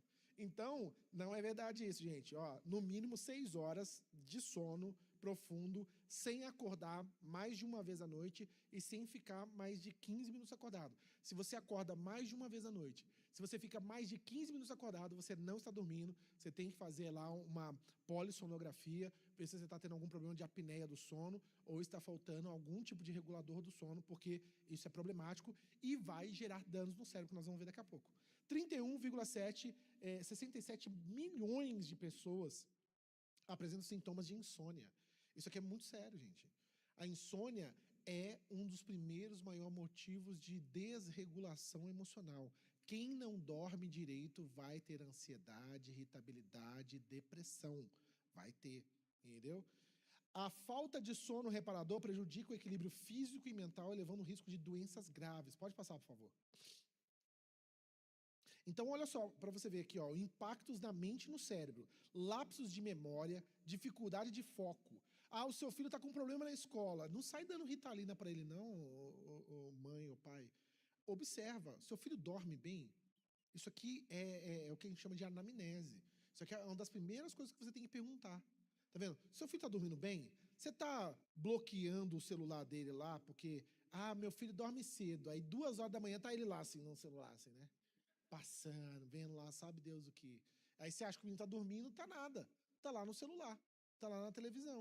Então, por isso que a gente não coloca televisão dentro do quarto de adolescente, nem do casal deveria ter, né? De preferência só na sala mesmo, entendeu? E celular, gente, adolescente, ou você leva pro quarto, ou, enfim, é com você. Cansaço mental e mau humor frequente. Tá vendo? Aí você vê esses adolescentes com mau humor, por quê? Não dorme a criatura, gente. Aí fica rosnando para todo mundo, não é isso? Fica rosnando aí para as pessoas. Tá vendo? Os menininhos aí, ó, começa a não dormir direito, fica, infelizmente, irritado. Aí começa a chorar do nada, começa a implicar com tudo, começa a ter o que as pessoas chamam de birra, mas não é. A criança às vezes não está dormindo, está tendo uma indigestão, está tendo algum tipo de cólica por causa do tipo de alimento antes de dormir, está tendo gases, não está fazendo cocô direito. Então, isso é importante. Maior risco de ansiedade e tristeza profunda e tempo de reação mais lento e chances maiores de erros. Então, ou seja, uma criança, um adolescente, um adulto, um idoso que não dorme direito vai ter esses problemas. Maior ou menor escala, mas vai ter. Os danos ao corpo e à saúde. Olha só, queda da imunidade com facilidade para pegar gripes. Quando você não dorme direito, sua imunidade cai. Você começa a ter mais inflamação. Você começa a ter mais rinite, sinusite e todas as ites. Por quê? Porque aumenta o nível de cortisol. Cortisol em excesso inflama o cérebro e depois inflama o corpo. Por que gera o nível de cortisol aumentado? Porque você não está dormindo. Aumento da pressão de sangue e risco ao coração. Então, tá vendo? Pessoas que têm pressão alta, não dormem direito, aumenta ainda mais ali a resistência, né, às questões, então, da pressão sanguínea. E também problemas do coração. Descontrole do apetite e ganho de peso. Por quê? Quanto mais você fica acordado, mais o seu cérebro tem que utilizar a energia do seu corpo. Qual é a energia que o corpo usa? Você viu ali o cérebro? 60% de gordura. Então, o nosso cérebro nos dá recompensa por 3 coisas: gordura, sal e açúcar. Gordura, sal e açúcar. Eu brinco com as pessoas, mas é de verdade, isso é verdade mesmo, porque faz parte da neurociência. Sabe como é que eu descubro que uma pessoa é ansiosa? Eu faço 2 perguntas. Quais são as 2 perguntas? Você gosta de doce ou massa? Aí você fala, eu adoro um doce, adoro um docezinho depois do almoço. Adoro massa, pizza, não é isso? Macarrão, pão. Não vivo sem. E aí a segunda pergunta para ver se você é ansioso. Então, a primeira já deu o checklist ali, né? E a segunda é, você não gosta de tomar remédio? Você prefere sentir dor a tomar remédio? Você é ansioso? Já viu pessoa assim? Eu não tomo remédio para dor de cabeça. Uma hora ela passa. Não gosto de tomar remédio. Não, eu tomo um chá que é melhor. Por quê? Pessoas ansiosas não gostam de remédio porque eles têm uma mente catastrófica. Eles acham que eles vão ter efeito colateral, que eles vão ficar viciados. Gente, isso é batata, é batata. A pessoa ansiosa é assim, não, eu não tomo esses remédios porque vai que dá um negócio, né? Vai que não sei o quê, entendi, tá certo. Mas você acha que ficar pensando desse jeito aí não vai dar um negócio no você também não, né? Então você vai dar um negócio no você também. Então, o cérebro começa a gastar mais energia e aí ele incentiva você a comer mais. Por quê? Porque o combustível do cérebro é gordura, sal e açúcar. Por isso que a pessoa, quanto mais acordada ela tiver, mais ela vai querer comer, entendeu? E mais ela vai querer comer coisas que são não saudáveis. Por isso que os meninos, tá vendo? Adolescente começa a perder o paladar para comidas saudáveis. Por quê? Ele só quer comida com muito sal, com muito açúcar ou com muita gordura. Dá uma cenoura pro menino. Você tá querendo me matar? Você tá querendo me matar? Isso aqui é um veneno, não é isso? Isso aqui tá envenenado. Eu tenho que comer a comida que está escrito assim, não é alimento. Você já viu agora que está vindo nos pacotezinhos? Isso não é alimento, mas vende no supermercado. Você já viu, gente, isso daí? Não é alimento, mas vende no supermercado. Mas enfim. Dificuldade para controlar o açúcar no sangue, diabetes. Olha só, gente. Não dormir direito aumenta a resistência insulínica. Olha como isso aqui é sério. A resistência insulínica aumentada, ela pode gerar, inclusive, SOP, síndrome do ovário policístico. Pode, inclusive, aumentar problemas com questões do trato do útero, não é isso? Então, endometriose, começar a dar vários fatores e vai inflamar mais o corpo e logo a pessoa vai adoecer mais. Então, só a resistência insulínica, ela aumenta no mínimo as 5 doenças aí para mulheres e homens, entendeu? Desgaste ósseo, então você vai ter vários problemas, é muito sério isso. Então você vê que coisa simples, dormir bem. Então criança, adulto, adolescente, jovem, idoso precisa dormir bem. Pode passar, por favor. E aí a segunda coisa que nutre o nosso cérebro e faz ele desenvolver bem, a alimentação de qualidade. Pode passar, por favor. Então, é só fontes de energia saudável, cereais integrais e tubérculos, né?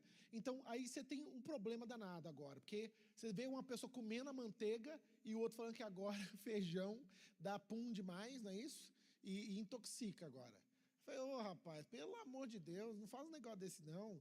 Entendeu? Agora o arroz faz mal, o feijão faz mal, entendeu? Aí tem que saber agora o que faz bem e o que faz mal.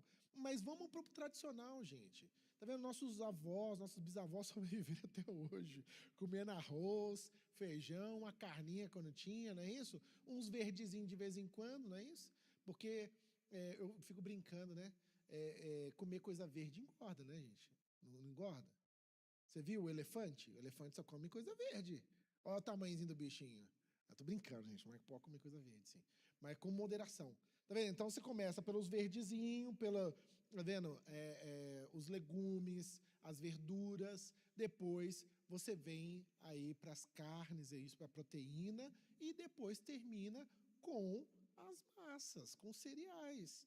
Tá vendo? Esse seria o modo de você absorver melhor. Porque se você juntar uma proteína com carboidrato, você diminui aí a questão da absorção excessiva de insulina. Você quebra a insulina, entendeu? Então, um pão com ovo é melhor do que só o pão com a manteiga. Entendeu? Por quê? Porque a proteína faz com que você metabolize melhor o carboidrato, não deixando acumular no corpo, entendeu? Então, leguminosas, frutas e fontes naturais. Tem um documentário no YouTube, chama... como é que é, gente? O negócio de comer. Esqueci o nome agora. Não é obrigado por comer, não. Estou confundindo o negócio aqui. Mas é muito interessante porque ele foi 2015, mostra um abacate para a menina, ela falou que era um pimentão. A menina não sabia o que era abacate. Estou falando sério. A menina não sabia o que era abacate. Pode ser que o pessoal aqui de Nazaré não sabe o que é, mas tem uns meninos que não sabem o que é abacate. Se você perguntar para ele o que é a berinjela, ele não sabe o que é berinjela. E é verdade. Entendeu? Tem uns meninos que eles não sabem mais o que é fruta, não sabem mais o que é legume. Se você perguntar quais os legumes que tem, os meninos não sabem falar, não. Entendeu? Me fala aí 3, 4 verduras. Não é isso? Me fala aí, tá vendo? Tubérculos aí. Será que o pessoal sabe o que é os tubérculos? Não é isso? Então, fala aí o nome de umas 5 frutas aí. O pessoal não sabe, não. Entendeu? Então, isso é muito sério. Nós temos que apresentar, ajudar o pessoal a comer melhor. Pode passar, por favor. Então, dicas para o dia a dia. Então, prefira comida de verdade e fresca, em vez de industrializado, cheio de açúcar, que é uma tentação, sim, gente. Mas até o doutor Alessandro Loyola, ele é um especialista muito bom, um cara realmente um cientista sobre estudo do corpo humano. Eu concordo muito com ele. O nosso problema hoje não é nem tanto a nossa alimentação. O nosso problema hoje é a falta de exercício, de gastar energia. O problema não é o que a gente come, o problema é o que a gente não gasta. Porque, tá vendo? Pensa bem, os nossos avós e bisavós, eles almoçavam 7 horas da manhã. Não é verdade? 7 horas da manhã tinha o quê? Carne de porco, arroz e feijão. Não é isso? Um ovo estalado lá e faz o mexidão e bota para dentro e vai com a marmita pro meio-dia. Isso aí é o quê? 5 horas da manhã, não é isso? Aí o que eles faziam? Trabalhava e aí comia. Depois que eles comiam, descansavam e depois fazia o quê? Trabalhava mais. Mas trabalhava com o quê? Com o corpo. Inclusive no meu livro, que eu escrevi sobre depressão, eu coloquei que esse é o problema da alimentação. A alimentação diretamente não é um problema. Lógico que nós temos produtos tóxicos aí, mas o nosso grande problema é que nós não conseguimos retirar metais pesados, nós não conseguimos retirar toxinas se não for por meio do suor. Você sabia disso? Suar faz você liberar toxinas. Então, quando você soa, você faz com que os seus músculos comecem a metabolizar e a consumir gordura e logo a expelir aquilo que ele não está usando. Isso faz com que você se torne mais saudável. Então, o problema maior da nosso tipo de alimentação, eu entendo, ainda que a gente coma muito bem, se a gente não fizer exercício, nós vamos ter mais doenças mentais, psicológicas e físicas.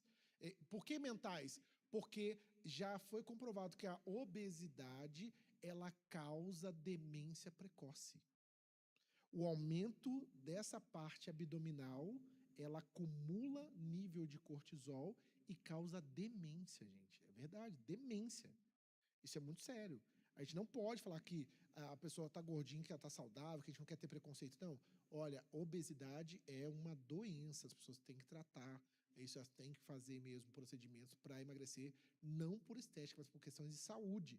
Pessoas obesas têm mais tendência à demência. Demência, isso é muito sério, não é isso? E outro problema, quanto mais você não faz exercício, tem uma escritora,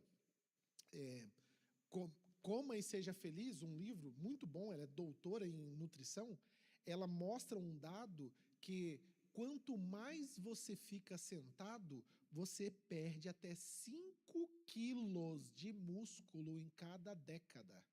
A cada década. Então, imagina, hoje você já pegou 5 quilos de carne? Gente, pega 5 quilos de carne. Agora, pensa você perdendo 5 quilos de músculo. É muita coisa numa década, gente. Uma década não é tanto assim, não. Não é isso? Porque se você parar para pensar, olha só o quanto tempo que já passou. Tá vendo? Então, você perder 5 quilos de músculo é muita coisa. Compra lá 5 quilos de músculo, depois traz aqui para a igreja para a gente fazer um negócio aqui, entendeu? Com mandioca. Um caldo aqui, entendeu? Você vai ver, vai dar para muita gente comer, entendeu? 5 quilos de músculo, né, pastor? Dá, não dá? Dá. Compra 5 quilos de músculo lá e nós vamos te mostrar o tanto de coisa que dá para fazer aqui, irmão. Muita coisa dá para fazer. Então, 5 quilos de músculo só numa pessoa, meu Deus, isso aqui é trágico. Pode passar, por favor. E aí vem o exercício físico, tá vendo? Então, nós falamos, primeira coisa, sono. Segunda coisa, alimentação. Terceira coisa, exercício. E aqui fica uma dica, fica uma ideia. Pode passar. Passou, obrigado. Então, olha só, a importância para a criança.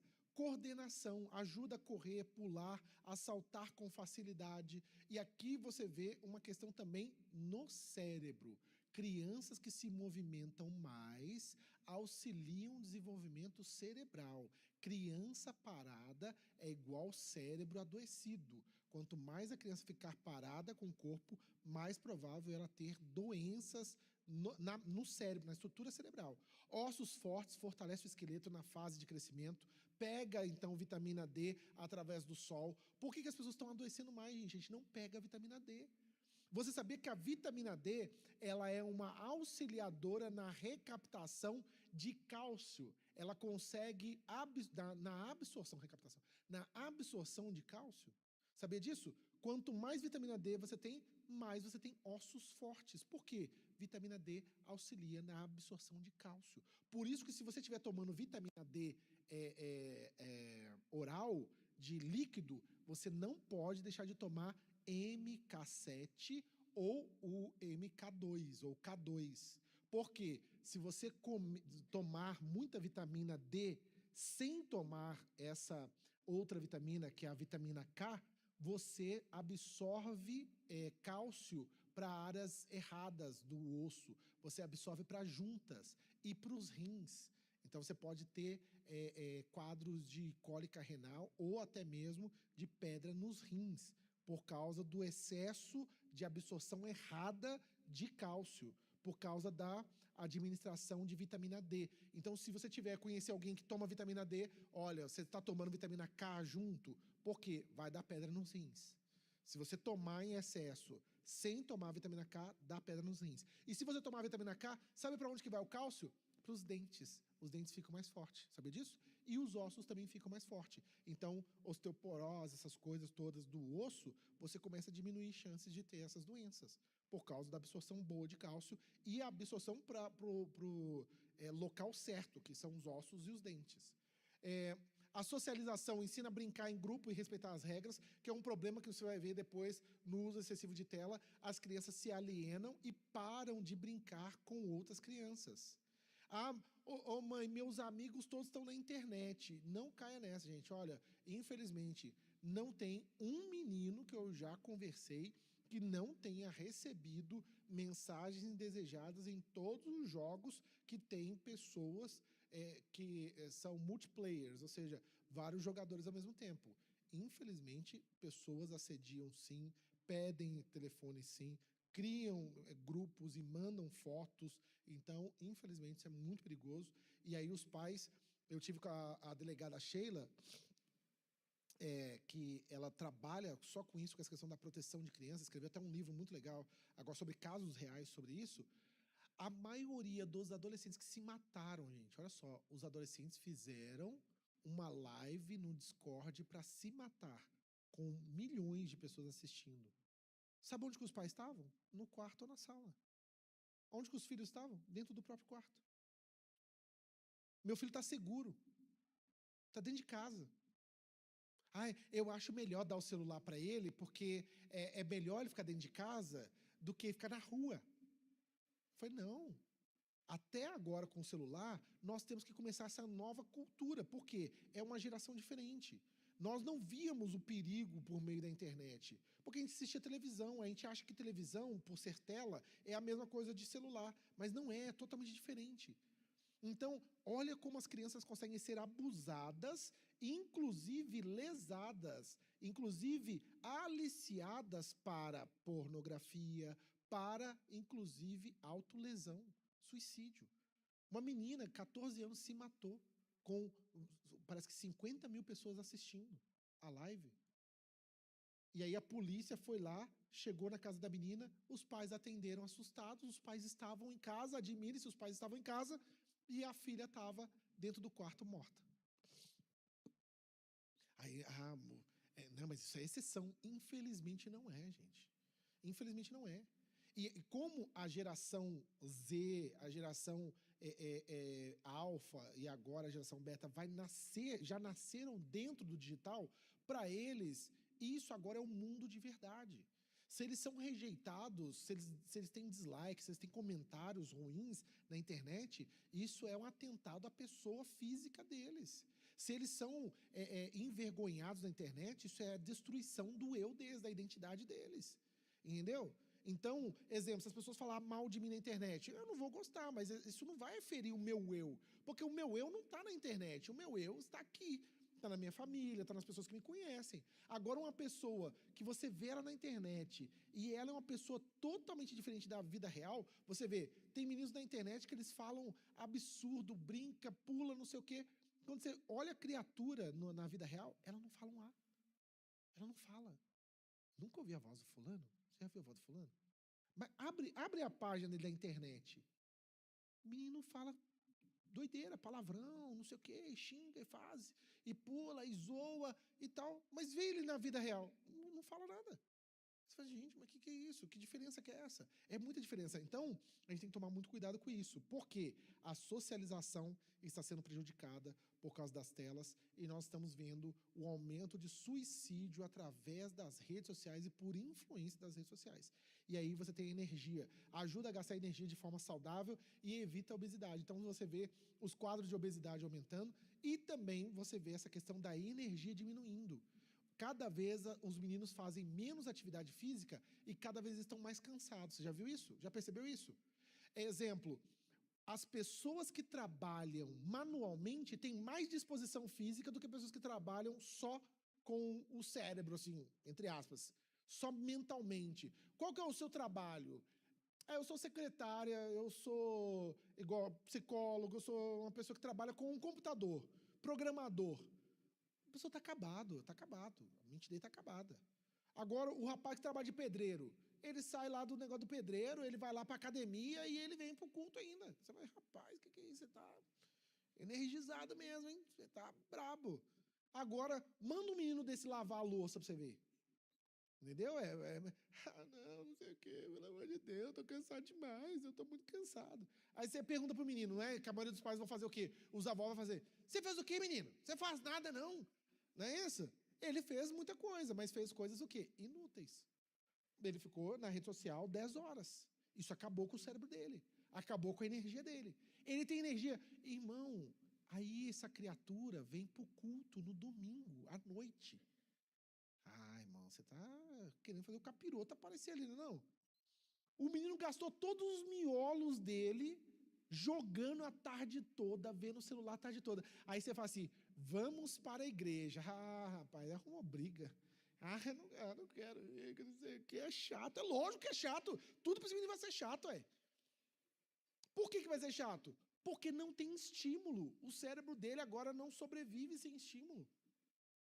Você está entendendo? O cérebro dele foi estimulado de uma forma artificial e totalmente inútil, não fez ele pensar em nada. Agora, vamos ler um texto bíblico. Aí você abre o texto bíblico, olha só, todas as coisas são lícitas. Aí ele ouve lícitas, é a mesma coisa que ouvir nada. O que é lícito? Não sabe o que é lícito, gente. Jesus amado, não sabe. Pergunta para o menino o que é lícito, entendeu? É lícito. O que é lícito? Ai, Jesus. Aí não tem como ler a Bíblia, irmão. Você entendeu isso? Não tem como ler a Bíblia com os meninos. Porque o cérebro dele não consegue perceber agora palavras simples. E aí vem a facada no coração, que é do professor Desmugeste e de um outro americano, neurocientista PhD em neurociência, mostrando o efeito Flynn, que é a geração, agora a partir da geração Z, perdeu quociente de inteligência. Eles estão emburrecendo.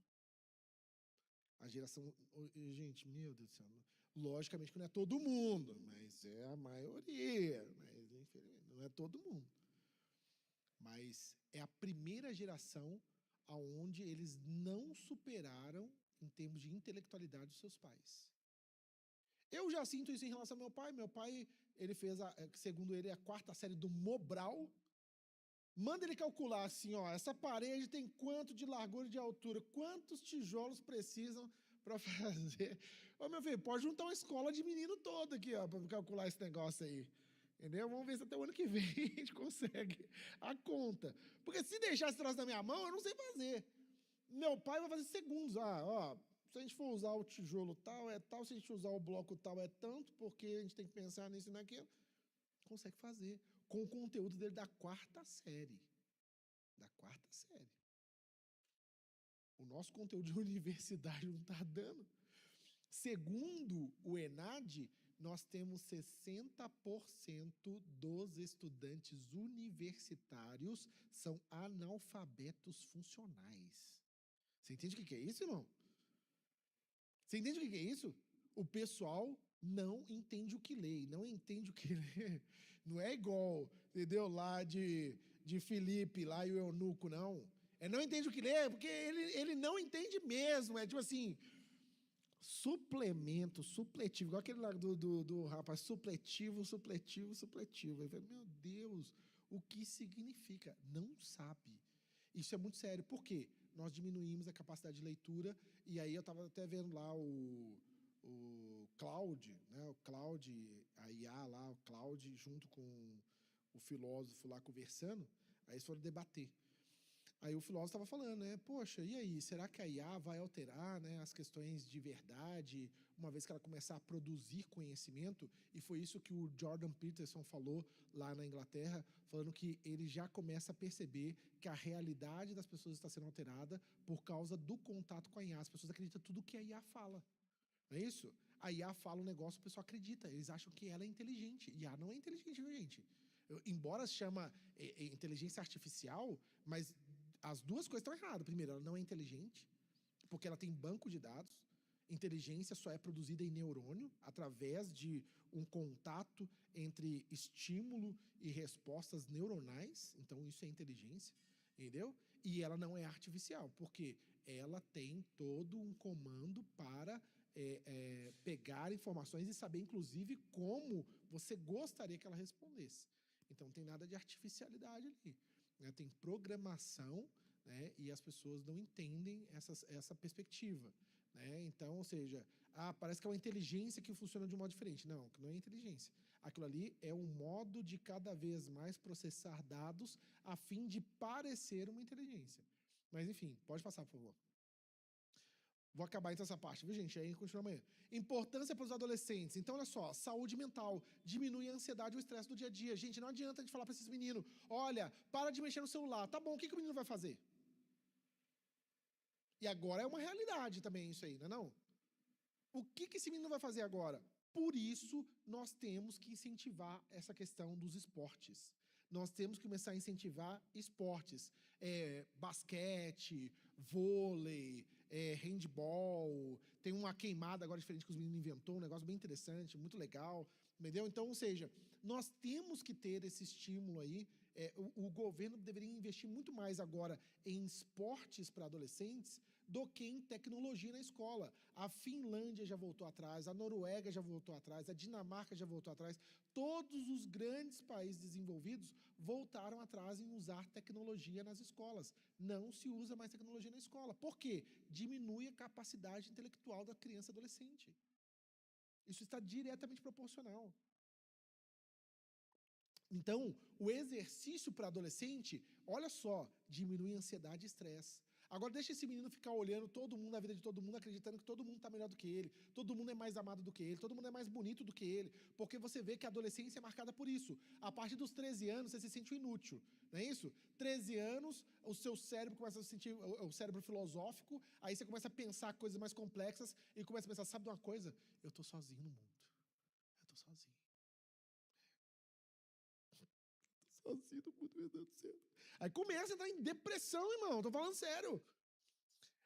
Na adolescência, aumenta suicídio. Por quê? Porque os meninos ficam dentro da própria cabeça pensando que é legal ficar pensando, mas ele começa a ficar pensando minhoca, entendeu? Começa a ficar pensando coisas que não tem nada a ver. Aí ele não expressa aquele negócio, não tem ninguém pra chegar. Ô, fulano, é assim mesmo, cara, já passei por esse negócio aí, entendeu? Você acha que tem um nariz grande demais, pequeno demais, o cabelo é bom demais, é ruim demais, entendeu? Você acha que isso é grande demais, que é baixo demais, você acha que você não vai crescer nunca, você acha que ninguém vai gostar de você? Eu falei, gente, eu casei, só pra você ver, eu casei. Você vai casar também, vai casar, vai ter salvação pra você, tem salvação. Tem esperança pra você. Não é isso? A gente acha, não, ninguém vai gostar de mim, porque eu acho que ninguém vai me amar, porque, ninguém vai gostar de mim por causa do meu pé, porque olha só o dedão do meu pé. Quem tá olhando pro dedão do seu pé, meu filho? É você que fica olhando pro dedão do seu pé. Não, porque o meu dedão do meu pé é muito esquisito, né? Não, aí, e é verdade, esse é o sofrimento do adolescente. Ele acha que alguém tá olhando pro dedão do pé dele, aí começa, ai meu Deus, as pessoas não podem ver o dedão do meu pé agora, porque é muito esquisito, as pessoas não vão me amar se elas verem o dedão do meu pé. Não é isso? Por quê? Porque ele está passando por uma transformação. Ele precisa de apoio, ele precisa de conversa. Tá vendo? E aí eu já adianto para os pais, nunca fale, para de besteira, que não sei o que bobeira. Não, é real aquilo. O que você pode fazer? Reforçar. Por mais que ele não vai acreditar agora, filho, você é linda, você é lindo, filho, você é muito bonito, você é muito bonita. Ô filha, olha, você é uma pessoa maravilhosa, você vai crescer, vai desenvolver, você vai encontrar uma pessoa que vai se relacionar com você.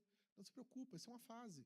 A mamãe já se sentiu assim, o papai já se sentiu assim. Todas as pessoas que têm, que são seres humanos já se sentiram assim. Outras não perceberam por quê? Porque eles estavam lidando com adversidades. Por que pessoas não passaram a crise da adolescência? Porque estavam batalhando para ganhar a própria vida.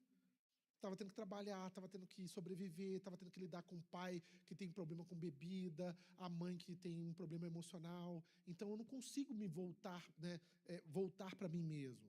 Entendeu? Então ele não sofre essas aflições, não é porque não tem, é porque não dá tempo de pensar. Mas se você é um adolescente que teve o privilégio de ter um pai estável, uma mãe estável, as pessoas começam a sofrer mais internamente. Por quê?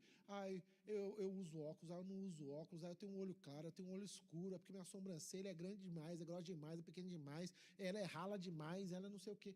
A gente começa a cismar com tudo. Mas por quê? Porque você está tendo muito tempo se observando. Não é isso? Então você tem que começar a fazer, ô mãe, como é que você lidou com isso? Ô pai, como é que você lidou com isso? Como é que você fez? E aí nós vemos a seriedade de ter que lidar com adolescentes quando eles passam por bullying. Não é isso? Porque aí o bullying deles é diferente mesmo. Né? Pode passar. Ah, peraí. Melhora o rendimento nos estudos e a memória. Por quê? Porque você oxigena o cérebro, você então libera as toxinas, você aumenta a oxigenação cerebral, aumenta a confiança e bem-estar com o próprio corpo, porque não deixa a obesidade alcançar, e aí, ou seja, você começa a ter o melhor desempenho físico e corporal e começa a criar hábitos, né? A base para uma vida adulta ativa e sem sedentarismo, ou seja, você, em vários esportes, tem que ter o quê? A disciplina, o trabalho em grupo, saber dividir, saber papéis, isso é legal. Então, vale a pena demais. Inclusive, gente, a igreja começar a trabalhar com isso. Tá vendo? A igreja puxar alguma coisa dessa aí com esporte. Que é um meio também de você alcançar criança, adolescente.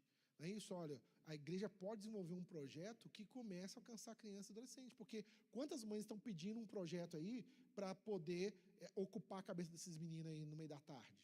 Né? E a gente não quer só ocupar, a gente quer também trabalhar com essa noção de saúde e, por que não, com agora a propagação do evangelho.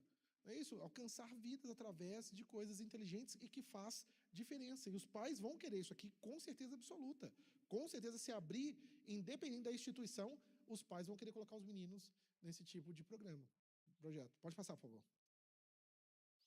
Então, a importância para os adultos: reduz o risco da pressão alta, infarto, controle de peso, ajuda a queimar calorias e manter a forma física, prevenção de doenças, evita, olha só, diabetes tipo 2, irmãos, diabetes tipo 2 é sedentarismo, não tem outra coisa, aumento de peso por causa de sedentarismo.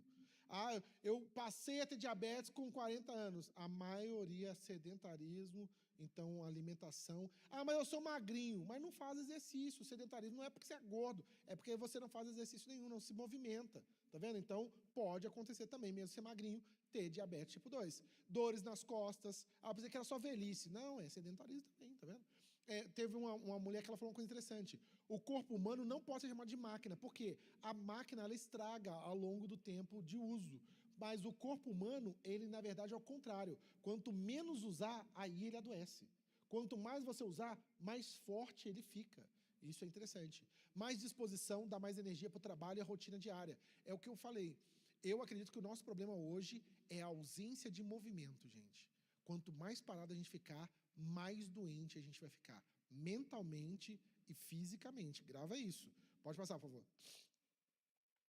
E aí você vê exercícios para a terceira idade. Caminhada leve, melhora o coração, a respiração. Por que não faz uma campanha, não, irmãos? A corrida pela família.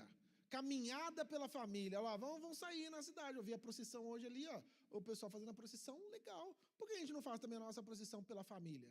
Não é isso? Vamos fazer a nossa caminhada pela família, juntar a galera, é verdade? Todo mundo ali com a roupa de esporte, vamos compartilhar uma água mineral com o pessoal, entendeu? Já Jesus te ama, irmão. E aí, tá vendo? Ué, vamos lá. Aí vão caminhar com as crianças e os idosos até uma parte e depois os jovens adultos correm outra parte. Olha que maravilha, entendeu? Aí vocês chamam eu aqui para dar a palavra antes, aí eu dou a palavra para vocês correr, entendeu? Então, olha que interessante, a gente pode fazer incluindo todo mundo, tá vendo? Porque olha que interessante lá na época, então, do Êxodo. As pessoas caminhavam nos passos das crianças. Você já leu esse texto? Lá em Êxodo, as pessoas caminhavam nos passos o povo de Israel caminhava no passo das crianças. Não podemos deixar as crianças para trás, irmãos. A gente não pode deixar os idosos para trás. A gente não pode agora querer se tornar uma igreja jovem e simplesmente esquecer das pessoas que sustentaram a igreja. E agora falar que a juventude é tudo para a igreja. Não. A juventude é parte da igreja, assim como a infância, mas assim como os adultos e os idosos.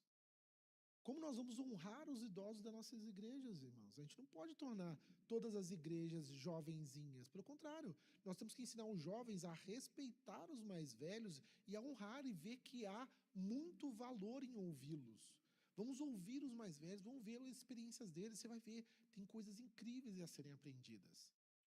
Mas qual que é o problema, tá vendo? Essa rapidez tecnológica, essa falsa conexão tecnológica está criando um enfado em conversar com o outro, em tentar entender o outro, em ouvir na velocidade do outro, entendeu? E olha que momento bom. Vamos caminhar todos juntos, gente. E é verdade, vai chegar uma hora que outros vão correr mais. A gente deixa as pessoas correr. Mas aqui, vamos aprender primeiro a caminhar no passo das crianças e dos idosos? E aí depois a gente corre? Não é isso? Mas a gente vai manter, a gente vai caminhar junto com os idosos. Nós vamos caminhar junto ali, ó, todo mundo junto. Para a gente lembrar que a gente começou assim. E é isso que eu acredito, toda pessoa mais velha quer ver isso. Eu quero ver meus filhos voar, gente. Eu quero ver meus filhos correr. É isso mesmo, eu não quero mais correr com eles. Mas vai ser um prazer ver eles correndo.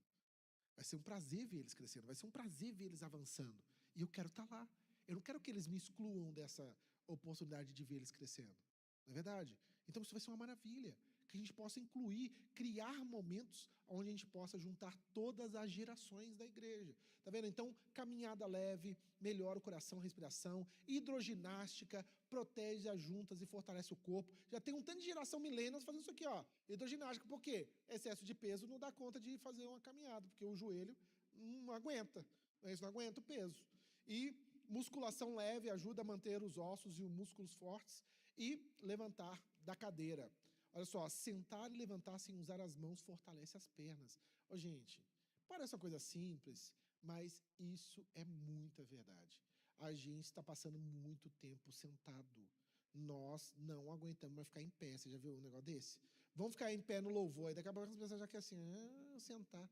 E não é nem os irmãos idosos, não, vocês entendem? A galera nova. Pessoal novo, entendeu? Então o pessoal não quer mais ficar de pé. Quem vai ficar em pé? Eu quero ficar sentado. Todo lugar, eu quero uma beirinha para sentar. Vou sentar no chão. E aí você vê que isso já é um problema de fortalecimento ósseo e tal. Pode passar, por favor? E aí, olha só que interessante também, gente, dança. Olha só que maravilha. Eu acho que dança é muito, muito legal. Na época que eu fiz estágio num asilo, o pessoal lá tinha dança de salão. As idosas gostavam de dançar, rapaz. Eu pisava no pé delas, mas elas gostavam de dançar lá. E isso é muito legal, a gente tem que incentivar esse tipo de coisa. Não é isso? Dança seria bom para muitos casais aí, até para aumentar a intimidade, aumentar, inclusive, momentos de lazer. Então, ajuda a memória, exige aprender passos e ritmos novos. Exercício em grupo reduz a tristeza, a solidão ao conversar com amigos. Você vê que cada vez que as pessoas vão ficando mais velhas, elas vão criando também um estigma sobre elas. Não sei, não sirvo mais para isso não, não estou mais na idade disso não. Elas começam a se fechar, não quer sair, não quer fazer coisas. Elas começam a meio ficar quase que adolescentes, com vergonha, inclusive da limitação. Eu não consigo mais andar como antes, eu preciso agora de uma bengala, eu preciso de alguma coisa. Todos nós vamos precisar, irmão. Todos nós vamos precisar, entendeu? E alguns mais, outros menos, mas vai acontecer. E atividade física regular libera substância no cérebro que combate o estresse e melhora o sono. Então você vai ver que depois da adolescência, a vida idosa, ou seja, então os idosos são pessoas também que deprimem muito e tem muitos casos de suicídio também, infelizmente. Pode passar, por favor? E aí, não vou falar sobre isso, da teoria do Bowlby, mas é só mostrando o que é preciso, então, também para nós termos um bom desenvolvimento, que é segurança e apego, proteção. Pode passar pode passar mais um? Vai ser o último, pode passar? Pode passar? Pode passar? Pode passar? Aí, só esse daí, e aí a gente termina, então. Dá um cliquezinho aí, por favor, irmão. Olha só, esse aqui é uma tabela mostrando alguns fatores que geram experiências traumáticas de depressão quando elas passam na infância alguma coisa. Então, olha só, de 1.008 pessoas, o que foi percebido? Que 516 delas tiveram conflito sustentado dentro da família. Então, sabe o que pode prejudicar o desenvolvimento cerebral do seu filho? Ficar brigando na frente dele. Ficar discutindo na frente dele. Entendeu? Isso, eu não estou falando de bater, não estou falando nem de violência física, eu estou falando de discussão. Ficar discutindo, gritando por causa das contas lá, não é isso? Quem vai pagar o quê? Porque não tem dinheiro, porque fica me pedindo dinheiro. Porque hoje o maior problema dos casais é o quê? Vida financeira. O pessoal está louco com dinheiro. Então, houve conflitos sustentados dentro da família. 516 pessoas mostraram que isso afetou o desenvolvimento delas para depois, no futuro, adoecimento de depressão maior. O segundo, pode passar, por favor. Pode passar? Olha só, o bullying, gente. Então, não vai dar tempo de eu expressar sobre isso, mas o bullying é um fator que a gente precisa tomar cuidado, não leve como, antes a gente zoava também um com o outro, não é igual, tá bom? Então, 452 pessoas, pode passar o próximo. Então, ficar separado longo período de um dos pais, irmãos ou irmã, então a separação, o divórcio, a perda, o luto, tudo isso afeta, tá vendo? E você também tem a questão agora do abuso emocional. Então, isso é muito sério. Nós vamos falar mais amanhã. Pode passar, por favor? Pode passar? Então, quem não fica perto dos filhos abre espaço para que abusadores e pessoas com más intenções possam marcá-los para sempre. E aí amanhã a gente fala sobre a questão dos abusos, tá bom? Pode passar, por favor. É isso aí. Então é isso, gente. Deus abençoe, tá bom? Amanhã você vai poder fazer pergunta. Perdão aí por ter passado tanto do horário, mas aí nós vamos conversar mais, tá bom? E vamos falar sobre agora o que afeta o cérebro na perspectiva emocional e psicológica, tá bom? A partir desse aí para amanhã.